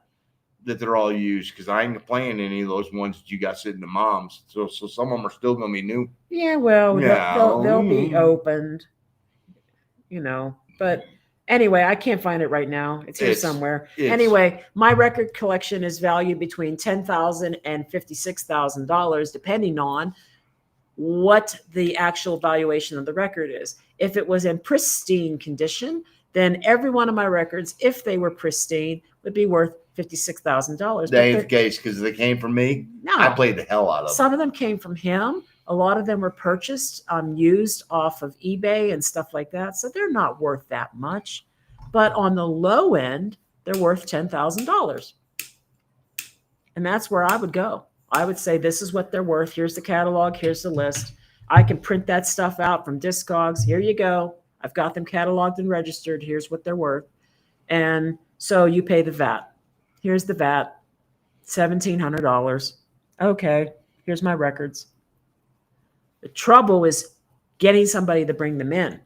That would be expensive. And getting them so that it's not a hot time of the year.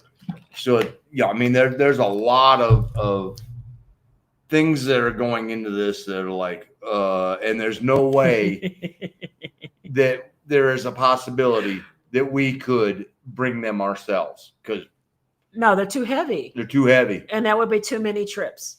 We could put maybe 4 or 5 boxes in the back of the car with the weight. And that doesn't even include her furniture to hold all said records. Oh, that's true. Yeah. Because I have those big square cubbyhole type cases that you can slide the records into. Yes, the first step to getting help is admitting I have a vinyl addiction. This is so true. No shit.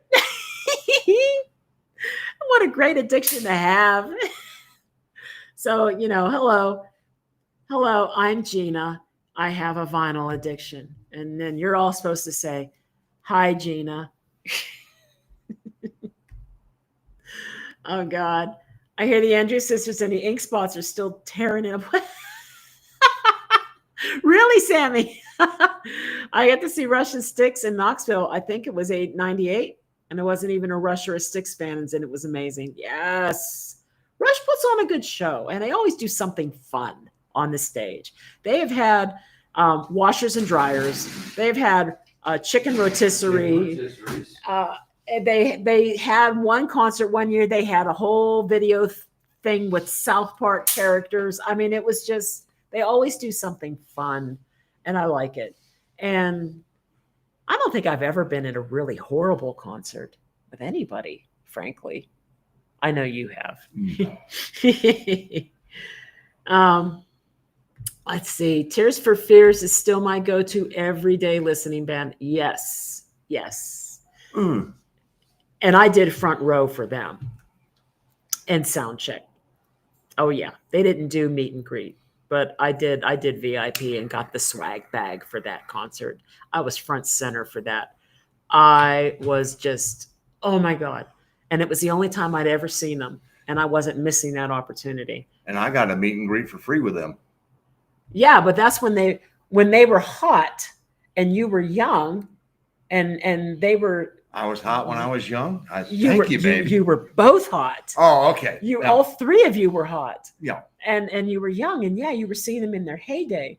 But for me, no, I didn't see him in concert. I just met him. You met him in New Orleans. In New Orleans, in a bar. They pulled up and they came up to Visco's bar on top of Jack's Brewery, and and this was in the height of Songs from the Big Chair, and they were on tour. And I mean, they were super hot at that time, like on fire.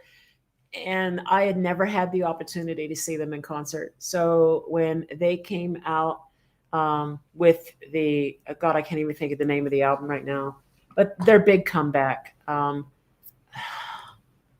Tipping Point, I had to go see them. I was going to do everything in my power to go see them. And I was not going to miss the opportunity to, when I saw what seats were left and I saw that there was a pair front and center that nobody had bought yet. I only needed one ticket. I bought both because you can't just buy one ticket. Ticket bastard. So I bought both. I was like, you know what? I don't care. There's got to be a friend or somebody I know or somebody out on Facebook that's going to see that I've got this pair of tickets and they're going to want to buy one of them from me. And that's exactly what happened. And the two of us went together. Because she knew I wasn't going. He wasn't going to go. It was such a good show. Oh my gosh. I was just, I loved it. And they sounded great. Tears for Fears. APP. Alan Parsons Project. Yeah. That's.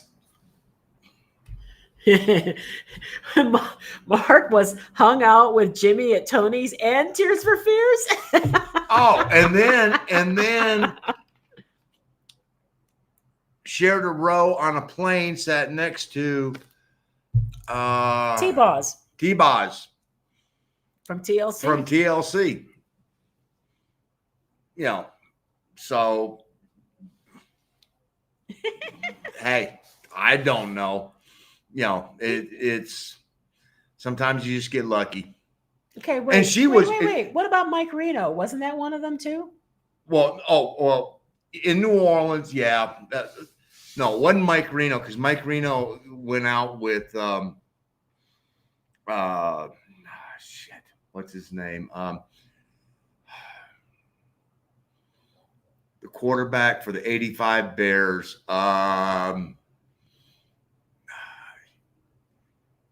He wasn't at the table, but I was at Pat O'Brien's, and it was Super Bowl week for the '85 Bears when they just demolished the New England Patriots. And I'm hanging out and I'm having a drink. It's when I was living in New Orleans, and this guy comes up and he goes, "Hey," and we started talking and everything, and he goes, "Come on." And so we go back, and it was he was a roadie for the band The Hooters, and the Hooters were opening up for Loverboy. And so we go into a private room at Pat O'Brien's, and there's the offensive line for the Chicago Bears and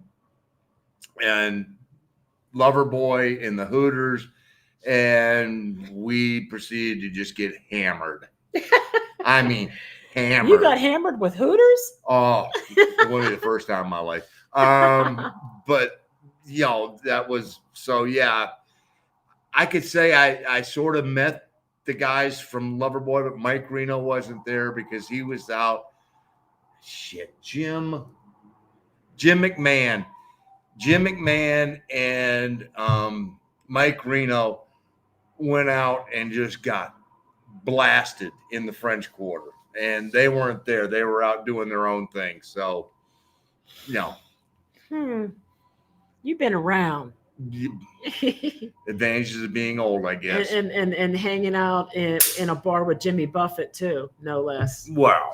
Yeah. That's one of the highlights of my life, short of marrying you. Thank you. Thank you for dropping that in. I appreciate that. Yeah. I'm glad that I'm a highlight of your life. Mama didn't raise no fool. Oh, goodness. And don't forget, and Steely Dan. Oh, Steely Dan.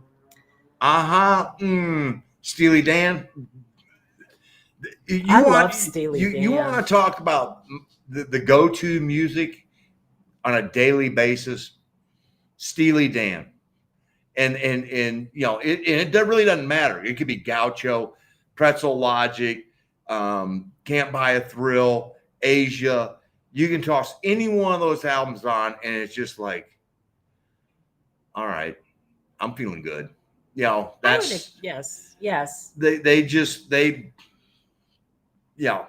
they didn't want to tour. They didn't want to tour for the longest time. And then when they started tour, they were touring regularly. And even now, with Walter Becker having passed, Donald Fagen still tours as Steely Dan, which I thought was kind of weird. Why don't you just tour as Donald Fagen, and then you get to do... Because you're not going to sell as many tickets. I guess. I mean, because they could do Steely Dan songs, but then he also could just do some of his solo stuff, like Snowbound and I See Why.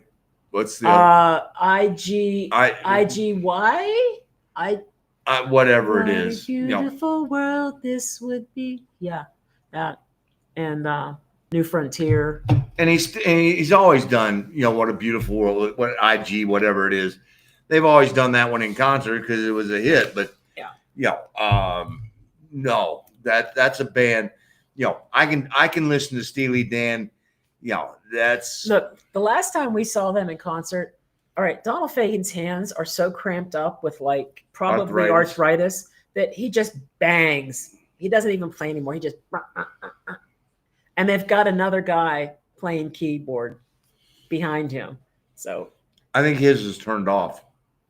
It might be. I think he's just banging on some keys. He's just banging. Yeah. But I like the way he sings. So, and I like the style of music. I like Steely Dan Oh, quite I a mean, bit. to me, one of the top 5 albums of all time is still Asia. That's just, Asia's awesome. Asia's that's awesome. Um, Debbie, you're not terribly late. I know that you will get caught up, honey.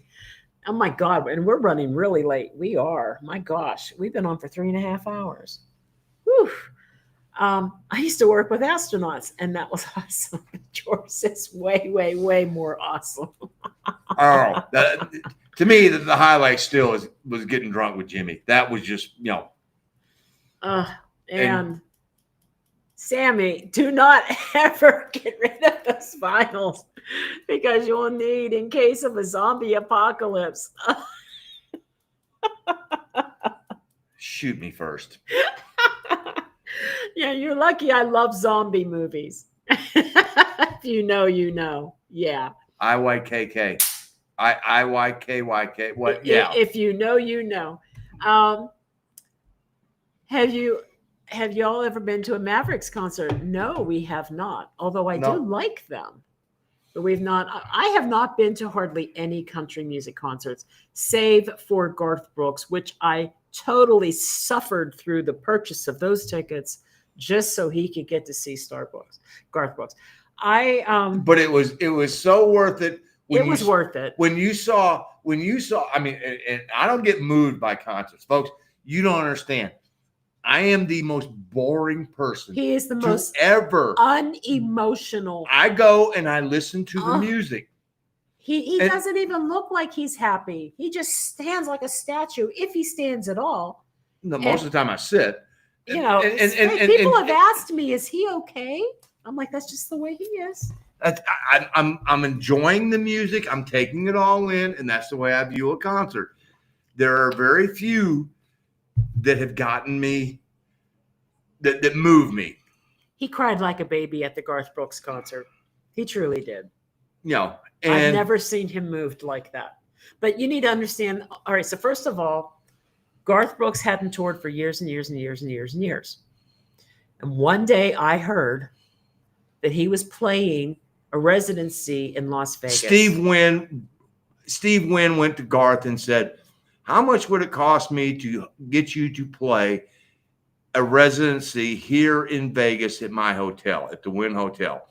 And Garth threw a number out there, thinking that he's not gonna pay this, and so and it was contingent upon his private plane coming to pick him up, on Thursday. And he would play one show on Friday, two on Saturday, one on Sunday, and then the private plane would take him back to Oklahoma. Yes. And so he put all this in writing and said, "Here's the number." And Steve went, "When can you start?" And Garth was like, "Shit." Yeah. Oh, okay. So I found out, he didn't know. I found out that Garth was going to start playing these shows in Vegas. So I got tickets. I got us tickets.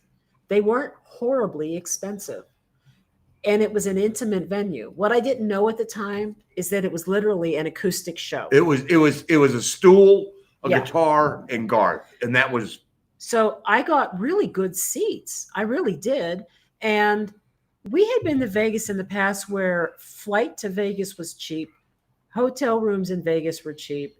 I don't know what the hell happened, but I had these tickets. the Spring Breakers suddenly started making Vegas. And Vegas got expensive.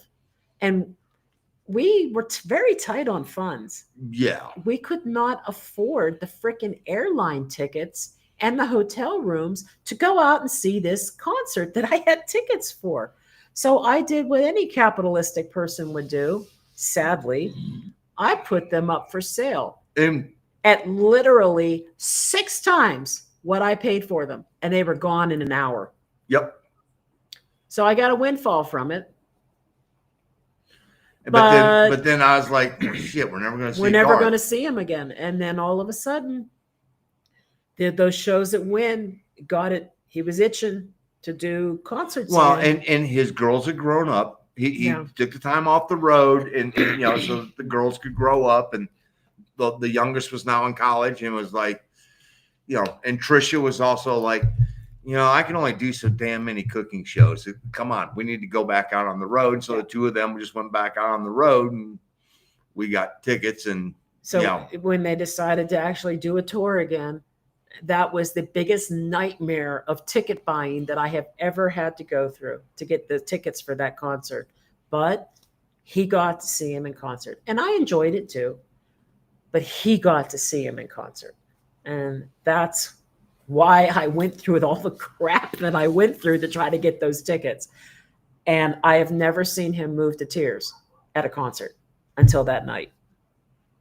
No, I've been moved to drunkenness. That's called a Jimmy Buffett concert. That's different. Yeah, I know. No, but This no, was that, just- that no, that one touched me right there. And just so you know, the VIP treatment and the signed autograph guitar and everything from Garth Brooks at those shows was $5,000 US a person. And this was a long time ago. Yes. So stop with the name dropping now, Mark. Okay. And now we got Jim McMahon. Well, can I drop one more? Oh, you gonna drop one more, honey? Go ahead. Well, I mean, being a Carolina fan, Al Wood and Michael Jordan, just was, they were playing at Monroe Country Club one day, and I was in the group behind them and got to meet them, but Here we go. okay. Chuck Mangione. I like him. He passed away not that long ago, too. Oh, best jazz ever to me still. Ella Fitzgerald. Oh my God, best concert I've ever seen. Wow. With George Benson. With right? George Benson. And I went to go see George Benson because I was a huge George Benson fan. Because to me, one of the best. If you want to get yourself in a good mood, put the song "Breezing On" by George Benson. Yeah. And that'll just chill you out. And so I went to go see George Benson and was like, no, it's Ella Fitzgerald. She's some old broad. Oh, for shame. I was young at the time, Some old broad. And then it was like, stayed and wow. Whoa. I was wrong. That woman had chops that I have never heard in my life. And I have heard some very good singers. I mean, Ann Wilson can belt them out with the best of them. She's not in the class. With Ella. Yeah. Yeah, there you go. That's a good save, too. Like here's another one from Sammy. Nice save. There you go. Okay, Chuck Mangione. Oh, we already said this, right? Oh, it's Sammy. Just banging away describes my 20s. Yeah, but you weren't doing it with clawed hands. Yeah, that's a different banging. That's a different bang. She bangs. And that was a whole different time when, Okay, when are the Canes playing again? Need a schedule. Tomorrow night at, let's see, they're in Colorado. I think it is a 9 Mountain Time. So I think it's 9 o'clock here. Oh my God, I'm going to be tired. No, it's 7 here. Okay. 7 here. Okay, good. 9 o'clock Eastern Time. I'm just going to pass out in the bed again and miss it No, again. it's 7. I think it's 7 o'clock here. The only reason they lost is because I fell asleep. See? Yeah, no, I think it's 7 o'clock tomorrow night. All right. I think we've run the course here, guys. We're going on over 3.5 hours. I don't want to make this a 4-hour live. And I can call my mama. It's so hard for people to actually watch those when they're that long. But we love that you're here. Thank you for being here. And thank you for making this worthwhile to hang out and just chat and talk and answer questions and everything. We are enjoying our time in Ajijic. It's probably not perfectly fit for us, but it's definitely perfectly fit for a lot of people, and that's why they come here. So it doesn't suck being here. It does not suck. No, I mean, it does not suck. And we love our view. Every day changes every day. It's different every day. And it's really beautiful. And we're loving the food options, and we are liking the weather a whole lot. I can't wait to see Chapala this weekend. I want to see the difference between them. I'm looking forward to my spa day on Friday. That's right. He's going to the spa, and then he's going to get us some Reubens. So, Debbie, we're going to be here probably till November 15th. That's the plan right now. That's the plan. That could change depending on whether I get the second job. We don't know. So it's we don't know. We're hoping the 15th, but it may change. And then thanks, Suzanne. Thank you. And Annie, anytime. Anytime is a good time, right? We love it. And we look forward to being back so that we can all do our banging. We're gonna do whatever we all banging, do. You know. banging. Yes. We love you too, Tom. Hey, remember, bud, just let me know. Just WhatsApp me. Yep. Room's available, bud. Sure is. All right, guys. Buenas noches. Until next time, 2 weeks. And for those of you still here, it might be a special 2 weeks. Could be 4 of us here. Oh, if they're back in time. Yeah, okay. True. It could be 4 of us. Could be 4 of us for the live. Could be 4 of us. That's true. Yay. And thank you, Cindy. You rock too, honey. You rock too. You rock too. All right. Buenas noches. 2 weeks. Hasta la próxima.